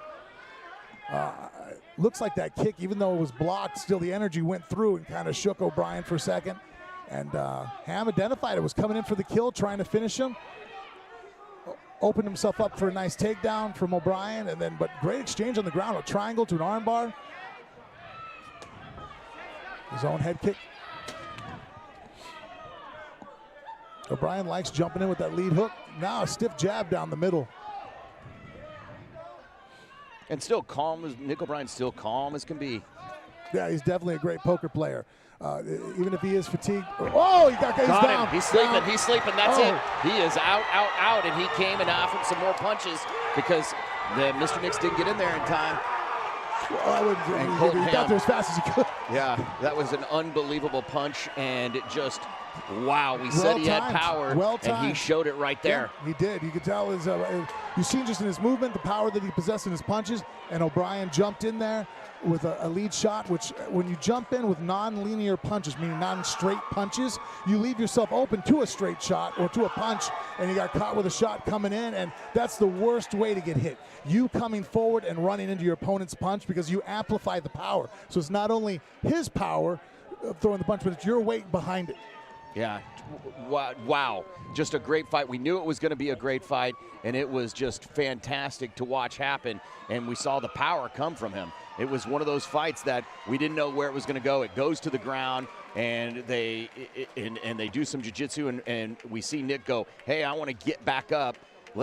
He lets Colton Ham back up, and that might have been the mistake that he made. It could have been, you know, it obviously not. It could have been. It turned out to be the mistake because if he would have fought on the ground, but also too, he was in some pretty tight submissions there with the armbar. So maybe in his mind, when he did the calculations, he's all, hey, this might be mathematically a bad idea to be on the ground. Only problem is that the math was off. When he went up to his feet, he got caught with the shot jumping forward. And one of the things that you love about MMA, Frank, is that you have no idea what's going to happen. You have no idea. It doesn't matter how good you are going to be doing something. It doesn't matter how good you are at jiu-jitsu or your striking or anything else. If you can't finish it, then it doesn't matter. The other guy just needs one punch. All right, so we're going to get the official announcement from Casey Loop, and we're going to get the announcement right now. There's some chaos happening. I'll explain that coming up in this 8-man tournament. Casey's got the official announcement. Ladies and gentlemen, this incredible bout ends 3 minutes and 54 seconds in the first round. Your winner by knockout out of the blue corner, Colton Ham. Dang. All right, congratulations to Colton Ham, and Frank Mir is in the cage to talk to him. Congratulations. Here with your winner, Colton Ham. Hey, to give some of the people in the audience here a little bit of understanding. Weeks ago. About 8 weeks ago, I was 185 pounds, and I cut it all in the last 8 weeks. I dieted down. I took a break from COVID and cleaned up my diet and got serious about it. Worked my ass off. That is such a testament to your mental fortitude because you're cutting weight and training full-time, sparring, wrestling. Walk us through that. Like, what are you going through your mind on those days? Man, there was days I show up and I fell asleep at the gym before practice, and I had things on my list to do before I got to the gym. So I stayed at 9:30 and ran 70 sprints out front, ran 4 miles. My coaches fucking stayed over with me. They did it all with me, man. I love them so much. Thank you to all my sponsors. You guys made this camp the easiest it's ever been. This is my dream, and I want my name out there. I hope y'all love the performance. Thank you everyone who came. I sold 50 tickets, 2 hours away from home. Hard work. Phenomenal job. The submission with the armbar was so close. What did you feel happened that made it to where you missed it, or you just essentially didn't want to go ahead and give it the extra? The first one, he worked out of it good by putting his legs over my face. I transitioned the second time, and his elbow was right on that line. I knew I would have gassed if I'd have just squeezed, so I let it go and hope I get back up to my feet. Now, the fact that he was jumping in with those lead hooks, was that something that you knew that you could counter because that's how the fight ended, or was it something that during the fight you made that adjustment to get the finish? Man, I felt like, not to be cocky, I felt like I couldn't be touched in this fight on my feet. and he come out and surprised me early with the quick hook. I made an adjustment. I figured he was going to throw the hook and shoot the double. So I had the right hand ready. I just had to make the small adjustment. Testament to my buddy Jet. He told me 30 seconds, you go for the submission. You don't get it, stand your ass back up. So let's go. Your winner, guys, Colton Ham. Congratulations. Good job, guys. Colton Ham with the victory and just a good performance. Again, watching him pick apart Nick O'Brien, who is a fantastic fighter and got the knockout and, you know, gets the win and moves onto back home 2 hours away. All of his fans came here, sold 50 tickets. You heard him talk about the regiment where he had to lose 185. I'm sorry, he lost a bunch of weight. He came in at 185 pounds 4 weeks ago. And turns out he's going to get that win. And all that hard work pays off when you put that much work in. And Casey Loop is in the cage with Frank Mir. I knew that was going to be an incredible fight. Now, a couple things I want to talk to this guy about. Ladies and gentlemen, he doesn't get a big announcement because he's over there talking about it, broadcasting. The UFC legend, two-time heavyweight champion, Frank Mir. We are so honored and blessed to have you here, sir.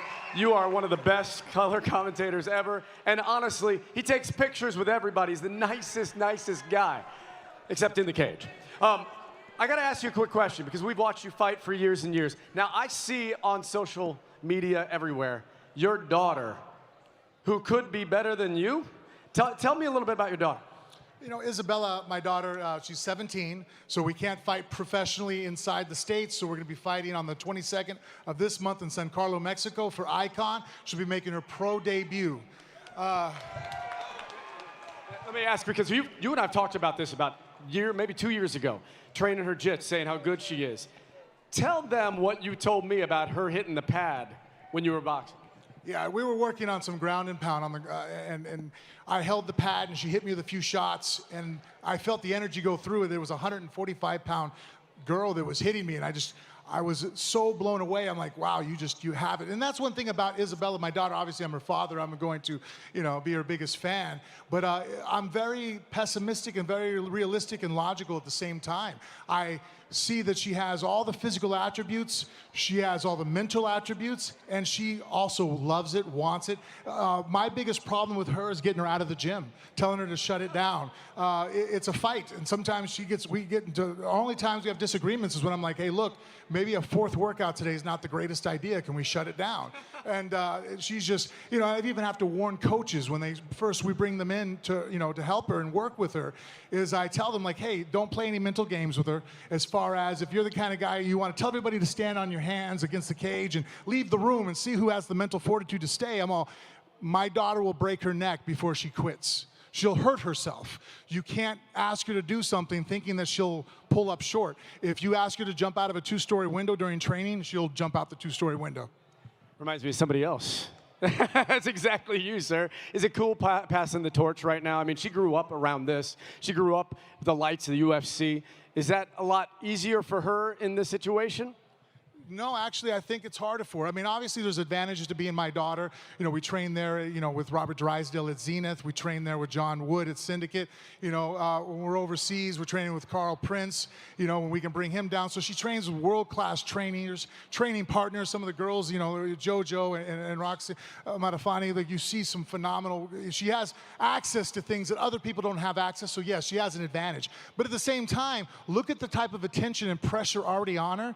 And she hasn't even fought a professional fight. She has a lot more attention than any fighter I've ever known of, making their pro debut. And most people would have no clue who's fighting. They got 5 of their family members are showing up to watch them. My daughter has countless people who have their eyes on her. Hell, when they announced her fight, they showed it on ESPN as far as announcing as breaking news. That's a lot of pressure. Yeah, especially for a 17-year-old. Well, good luck to Isabella if she's watching right now. Good luck. We're looking out for you. Yeah, give her a round of applause. And also give Frank Mir a big round of applause. Are you going to be at the after party? Scoreboards? Yep, okay. Will you do me a favor and stay here? Because I want you to talk to somebody else about the UFC, if you don't mind. It was somebody that was supposed to fight tonight. I am a humongous fan of this guy. We've seen him here win this tournament.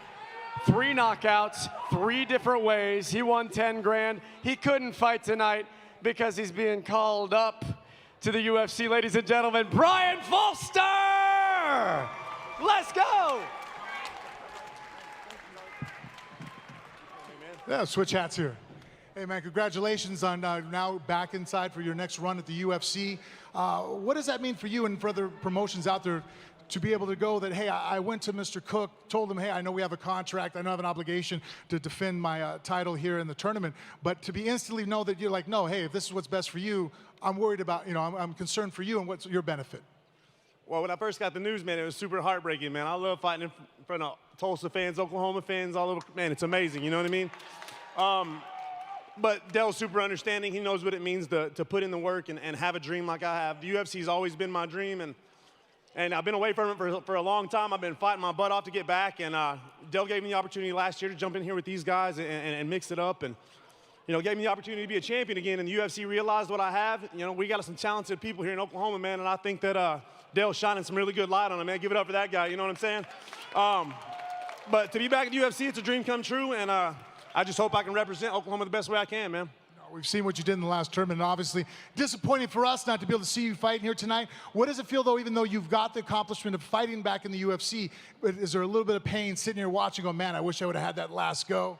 Man, my heart is like, it's on ice right now. I want to be in here so bad, but, man, Alfred's a champion, man. I'd mix it up with him any day of the week, but everybody knows why I'm here, man. You know what I'm saying? Alfred all day, baby. Alfred Walker, let's go! Guys, UFC now contender, Brian Foster. Thank you, sir. Thank you, Frank. And thank you, Mr. Dale Apollo Cook. Yes, 5-time world champion kickboxer. He's been around. And XFN 368, the longest running mixed martial arts event ever. Incredible. Now, I do have one more announcement before we get to the finals. You know, we had Alfred and Rome going in the finals for $10,000. I did get word Rome Lindsay is hurt. He's not able to be in the finals. Now, this is twofold. Number one, it's heartbreaking for Rome. Yes, he wants to win $10,000, but he also wants to go up against the champion, Alfred Walker. So our heart breaks for Rome. What's also exciting, though, is that Kendrick Williams gets to come in to the finals. So give it up for Kendrick. Because Kendrick lost to Rome, but he will be in the finals. So that's where we're going to go next with the finals. Bobby, are we ready backstage for this finals? Yes, sir. Thank you, Carlton. Audience, are you ready? Oh, come on. I just said, audience, are you ready? Is this thing on? Are you ready? Man, I love this sport so much. And I'm so blessed that we get to do this here tonight at River Spirit Casino, Paradise Cope. Thank you to Frank Mir. Thank you to Corbin Pierce. Thank you to Kevin Superkicks Nix. Had two fighters earlier tell him, you're the best referee in the business. You are, sir. Here we go. Let's meet our fighters for this final kickboxing battle for the lightweight tournament for $10,000. Please welcome Kendrick Williams.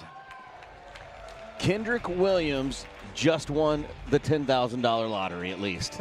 Potential to. Potentially. Yeah, and I feel kind of bad a little bit. Dang, just because we were talking about going to the back. And we are getting word that Rome Lindsay has a shin injury. Right. Well, that's what I was saying that I feel bad about. Remember when you were saying, hey, guys, go in the back, fatigue, tired? I'm like, well, no, it's the body shots and shins that you got to keep from getting injured, and that's what can cause you to be banged up as you go through. And guess what came to fruition? That a shin injury from Rome Lindsay is what's keeping him from being able to continue on. Yeah, and when just one of the casualties of having this many fights in one night, Alfred Walker making his way into the cage for a chance at $10,000. We've got some of the video to show how he got to this spot and a chance at winning all this money again. I believe it's like the third time, Frank, he's been in the cage in a tournament for a chance to win money. First time he won it, second time he was in there with Brian Foster, and now he's in there for the third time. Here's some of the video of him making his way to that finals for $10,000 here at Extreme Fight Night, the 8-man tournament, and him handling right there, taking care of Roderick Stewart. Yeah, right off the bat, he was able to overcome the length of Roderick, was able to get and close the distance and banged him up to the body. And here he fought. Luis was an extremely tough fighter. Came forward. We saw in his previous fight how tough he is and how much he bit down on his mouthpiece and just marched in. And just the offensive onslaught and power output of Alfred just varying shots. You see him going to the body, going to the legs, going to the head. It just was too much, and that's what got him here into the finals. All right, let's get the introduction for who Alfred's facing. And now coming to the blue corner, Kendrick Williams. Kendrick Williams, Bad Sensei, speed coming in against a guy who's very technical, and we've seen a lot of technicality from Kendrick, and he's just got to be elated. What a new sense, invigorating energy he has to come into the cage. Well, you know, Mr. Cook says it to the guys. Last night I was here, we're doing photos for the face-offs, and you know, hey, you lose a fight, make sure you go to the back and don't just unwrap, you know, because there's a chance you're still in this. And this came out, and you see here, great speed, great angles of attack, changing directions. He went to the body, came up to the head here on Sparks, who was a tough guy and game opponent that really withstood a lot. There we see his fight here, just the onslaught from Rome Lindsay was just incredible, but you know, couldn't finish Kendrick, even though Kendrick, being the smaller fighter in the tournament, was able to still survive, hold on, wasn't knocked out, which would have disqualified him for the potential to continue on. Had he been finished in his last fight, they wouldn't have allowed him to come in. And so that's what his tenacity and toughness to stay in there, even when he wasn't on the winning side of the battle, gave him the opportunity and afforded him the opportunity to be here tonight in the finals. Well, it's going to be another great fight here at River Spirit Casino. Extreme Fight Night 368, the 8-man tournament finals. $10,000 is on the line. We have to thank our sponsors tonight. We could not do this without you. Regal Car Sales and Credit, Jeff Martin and Associates, CBD American Shaman, Hart Hurley Roofing, Arnold Electric, Phoenix Construction, Coors Light, Service Master, Hot Coffee Design, White Claw, and Davco Heat and Air. Ladies and gentlemen, we are at the final fight of the night. Somebody is going to go home with $10,000. This is the main event. Tulsa, UFC Fight Pass. Are you ready? Here we go. This event is sanctioned by the Citizen Potawatomi Nation Athletic Commission. Our Commissioner, Joey Miller. Referee, Mr. Kevin Super Kicks Nicks. Judges, Sarah Atwood, Mike Bauer, and Tim Tallchief. Our timekeeper is Ted Van. And ringside physicians, Dr. David Combs and Dr. Darnell Blackman. Here we go. Fighting out of the blue corner. This is Alfred Freight Train Walker.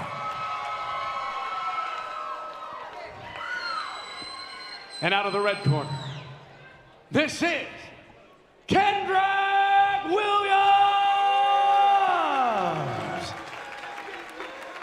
Our referee in charge of this battle is Mr. Kevin Super Kicks Nicks. All right, Warriors, it's time to go. This is for the championship. Touch gloves, go to your corner, be Warriors. 3 rounds, 3 minutes apiece, sir. 3 rounds, 3 minutes apiece. Who's gonna win the 10 grand? Tulsa? Are you ready? I said, are you ready? Here we go! Cage door is locked, and Alfred Freight Train Walker in the white with camo, and Mr. Kendrick Bad Sensei Williams is in the silver trunks. And Freight Train doing his standard head movement.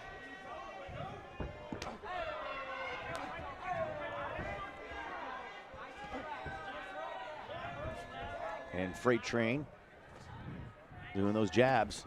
Push kick right away. Oh, and there's a slip from Kendrick Williams. Yeah, that happens later on as the fights go on, just the moisture on the mat. They do the best they can to wipe it up between rounds, but that occurs when you're in the main event, last fight of the night.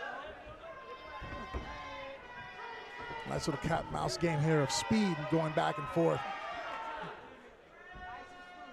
And just stylistically, because of Alfred just using more combinations and more traditional, not traditional, but more fundamental techniques coming forward, not just running and bullying Kendrick Williams.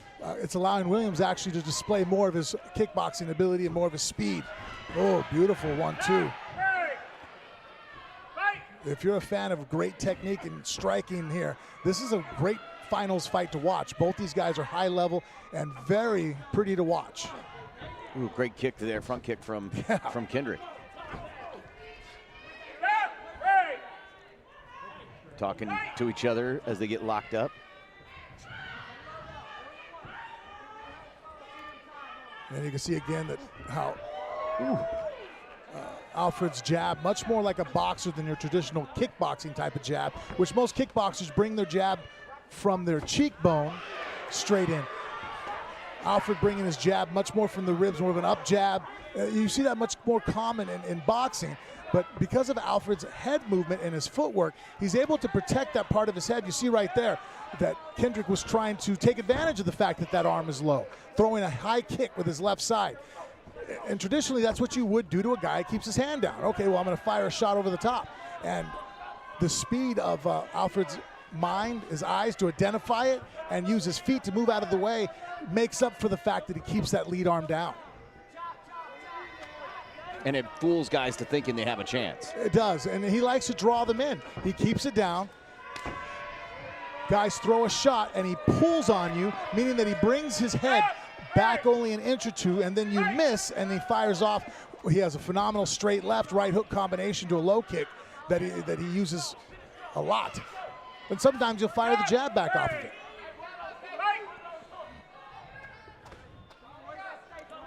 You can see where Kendrick keeps his hands. See how they're much more parallel to each other, facing north-south.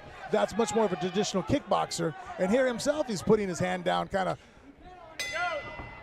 We saw that in the first fight from Kendrick. He holds onto that leg a little longer than he should. And that's the end of round number 1 with Alfred Freight Train Walker and Kendrick Bad Sensei Williams. Who's closer to $10,000, Frank? That was a close round. You know what?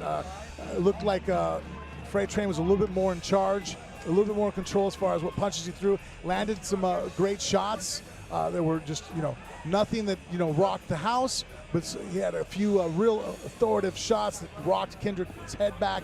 And Kendrick didn't really land anything besides the front kick there that we saw towards the end of the round, more in the middle, that really caused damage, or at least appeared to cause damage on Walker. So right now, the more effective strikes I feel were landed by Walker, and I would have to give him the round. All right, round number 2. These are 3-minute rounds. We'll see if we need all of them tonight for $10,000, the main event on Extreme Fight Night 368 on UFC Fight Pass. We're glad you're joining us. Frank Mir to my right, I'm Corbin Pierce, and we are set for the second round.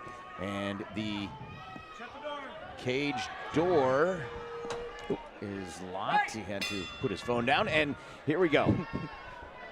Silver trunks for Mr. Kendrick Williams, and the camo and white trunks for Alfred Walker.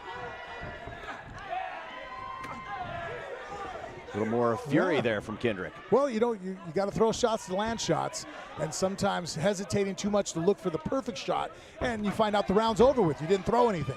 And so right now, I like what his corner of Williams is trying to get him to be as more active. Have more output. Use your speed and mobility here.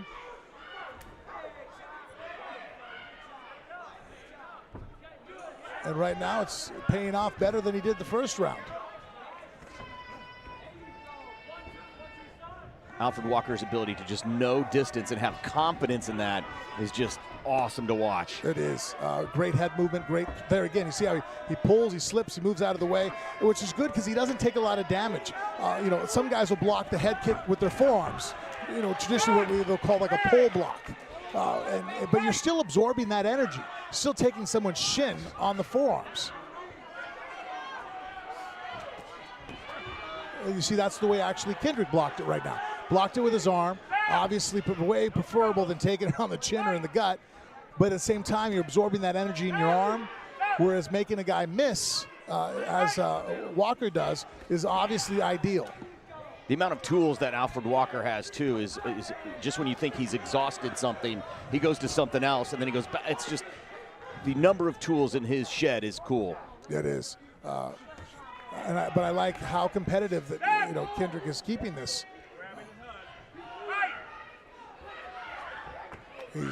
He's also learning and looking and trying to see, okay, he moves this direction after I make him slip. So right now, Kendrick Williams is trying to think on a second level, meaning that, okay, the first shot he's going to be very difficult to hit with.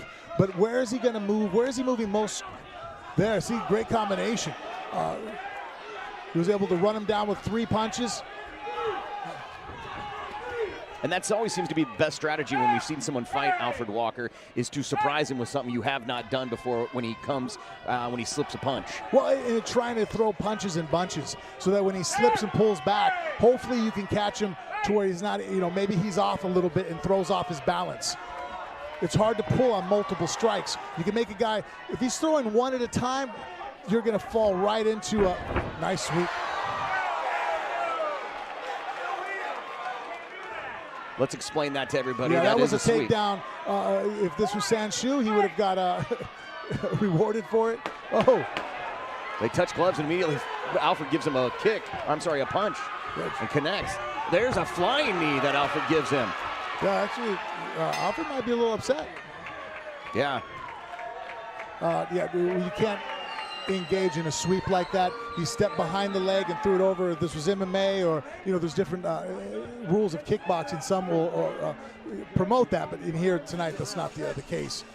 So it goes down as just a slip for Alfred And obviously, Walker. because it's intentionally thrown by Kendrick, if he were to continue to do so, he'll lose a point. Which is not something you want to do when $10,000 is on the line and we're watching the replay. The guy in front of you is trying to beat you bad enough. You don't need to help him out. And there we saw Alfred earlier show frustration, kind of throw him a little bit when Mr. Nix was separating them. Yeah, there you see the sweep. It's a good takedown. I love that for MMA. Yeah. And then you see Alfred come right off the bat, firing in shots again. And before the sweep, I was on a thought process, a chain. It threw me off. Man. Not just you, apparently. Apparently it did also to Kendrick. But he has done a great job of trying to keep Alfred surprised. That's right, the multiple shots. And in combinations, when you have a guy that moves his head as well, you got to realize you're going to miss maybe your first shot, but the first shot sets him up, and you have to throw with balance, throw the next shots consecutively, eating up that distance so that you can get in and land. The cage door has been closed. We are into that third round. The next time it opens, someone's winning $10,000, and Alfred Walker is going back to work and frustrating Kendrick Williams. Well, I think Williams is showing great showing of himself there. He's shaking, faking, and because Walker likes to counter strike, that's the antidote right there. You don't make it easy to know when you're throwing the shot, so you have to fake your shot. You throw a feint and then fire shots off feints, and then you mix it up so that way that Walker then moves out of the way of a strike that wasn't a strike, make him waste energy, and then second guess himself on when he should move, and then you can catch him with a good shot. Look at that knee from Walker. Yeah, it was almost caught with a hook, though, from Williams. We've seen that before from Alfred, where he throws the knee, but also throws punches at the same time. It just shows his athleticism to be able to throw a punch in the air.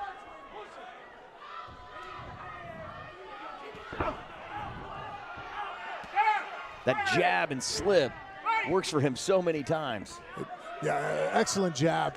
And not only does he some guys just paw with their jab, especially southpaws. They tend to find that, with other orthodox guys, you'll see a lot of southpaws, much more of a Chris Bird type of lead hand movement where it's slapping, touching, grabbing. They nullify each other. Alfred has a phenomenal jab, throws it great with power, speed, and he really rips it in there. We're seeing Kendrick make a great argument on why he should be considered for that $10,000. No, he's definitely coming here to win, and he's given a great showing of his skill and his ability. Again, that jab from Walker, just on the money. Oh, that is a slip, and he may have gotten him with his knee a little bit on the groin. A little unintentional there. The unintentional part was the knee to the groin. The intentional part was that Kendrick Williams threw a knee there, and then to defend it, Alfred walked forward, and that's what caused him to fall down. And after that many rounds that Kendrick's been in, that was a nice welcome break too. I'm sure. Great combination again for Kendrick Williams. Great speed. They're using his head movement now, checking. Oh. Knee to the body. Before that, though, Alfred was able to land a nice straight left. Again, left hand right down the middle, which is traditionally a very dangerous weapon for southpaws. That left hand is hard to see for an orthodox guy. The right hand's hard for a southpaw, but they see it more. They fight more right-handed guys than your right-handed guy fights left-handed guys.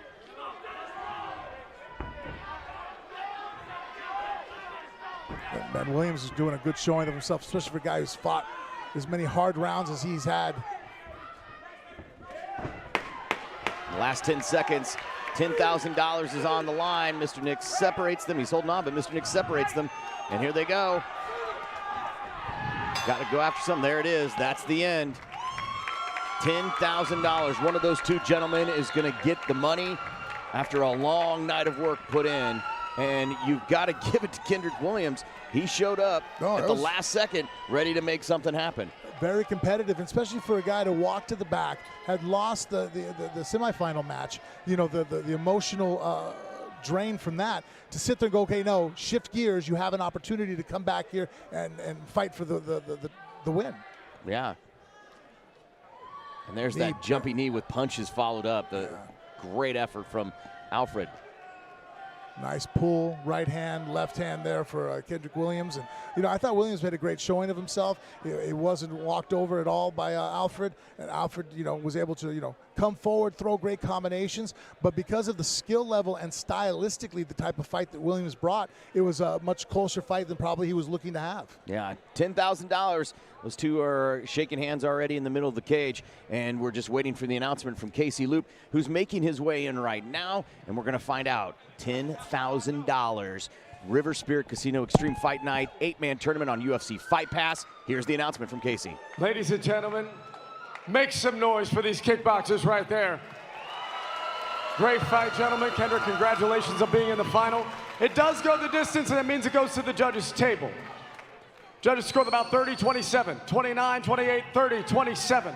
For your winner by unanimous decision, and champion, and winner of $10,000, again, out of the blue corner, Alfred Frank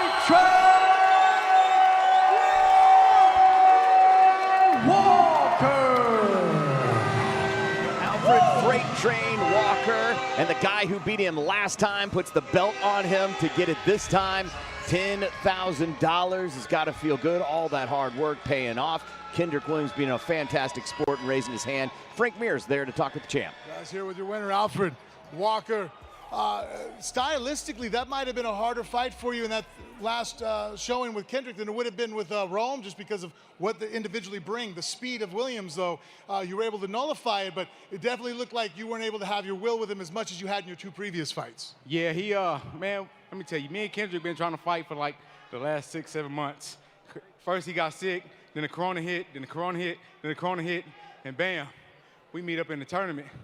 It was meant. Kendrick, tough kid. First time we fought, he was tough. Totally different fighter compared to everybody else, you know. He's more of a kickboxer slash Muay Thai guy. So 10 times better fight for me than Rome, for sure. And what was going through your mind? You're sitting in the back. Obviously, you're focused. You're watching. You know, we have the MMA fight in between. You know that, okay, I'm facing Rome Lindsay, and then you get the news that, hey, shin injury, switching fights. Yeah, we was expecting Rome. Figure we fight him just like we fought the last guy. You know, kind of stick and move, let him kill himself. They come back and said, oh, fighting Williams. And I was like, yeah, this is going to be a dog fight for sure. You're back now. You were in the finals last time, not the outcome you wanted. How are you feeling now that we've come through to fruition, you finished, and now you got the belt back around your waist? Oh, man, it feels good. Coming from last year, totally different guy. Mentally, physically, everywhere around, life is better for me right now.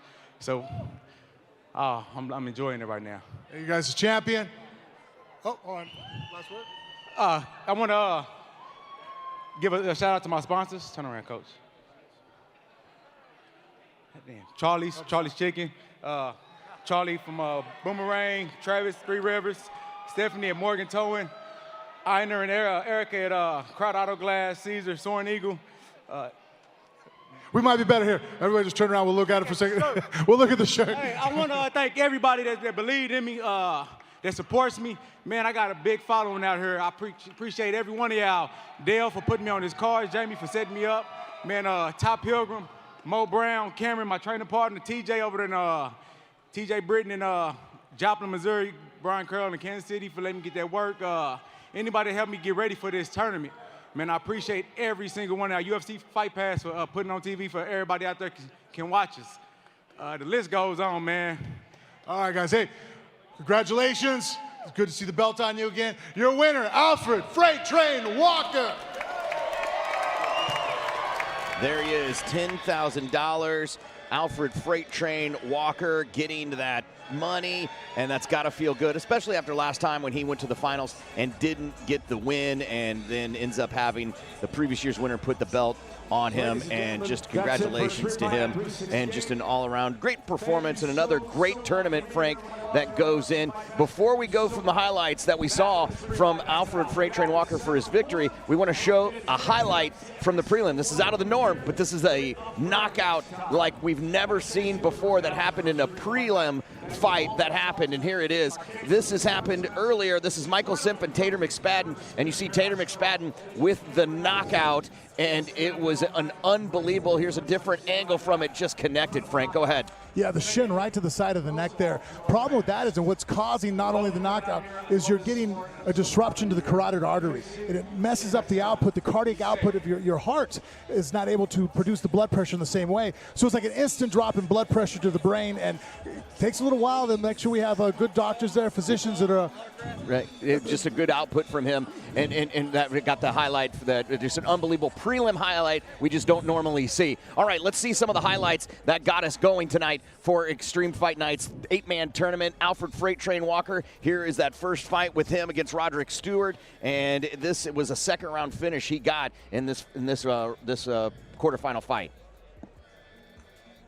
Look at that. Great combinations. You see, that's what makes Alfred one of the things he does so well. He places his shots in all different areas. Up top, to the body, he attacks the legs. He doesn't turn into a headhunter when he has somebody hurt. In here, he had his opponent injured, hurt, and on the ropes. And you can see again, there was 2 different times that he went from the head back down to the body. He's gone to the legs.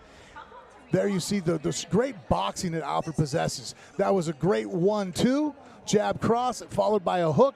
There again, now he adds to the combination and then shows again why he's so well-rounded. That he was doing hand combinations, throwing off his boxing, and then finishing with a roundhouse to the liver. And here's for $10,000, the guy that gave him probably the most trouble, Frank. Yeah, Kendrick is extremely skilled. I mean, really, his true weight's probably at 45, and so he brings that slickness, that speed, and that was more competitive for Freight Train than probably would have been Rome Lindsay with it being in there and just imposing him. You know, Freight Train likes to be the quick, fast guy, moving, changing angles, using his excellent head movement, making a bigger, more powerful guy miss. So facing Kendrick actually was more of an issue for him, and it gave him, I thought, his closest fight of the night because of his speed, mobility, and his technique on Williams' part. Just a great night of fights here. You know, true tournament, right? We got fast rounds. We've got some great knockouts. We got a guy that can't move on for $10,000, so close. I'm sure he was quite frustrated. A great night of fights here at River Spirit Casino Resort in Tulsa, Oklahoma. Thank you for joining us on UFC Fight Pass. On behalf of Frank Mir, I'm Corbin Pierce. You guys have a great night. Thanks for joining us.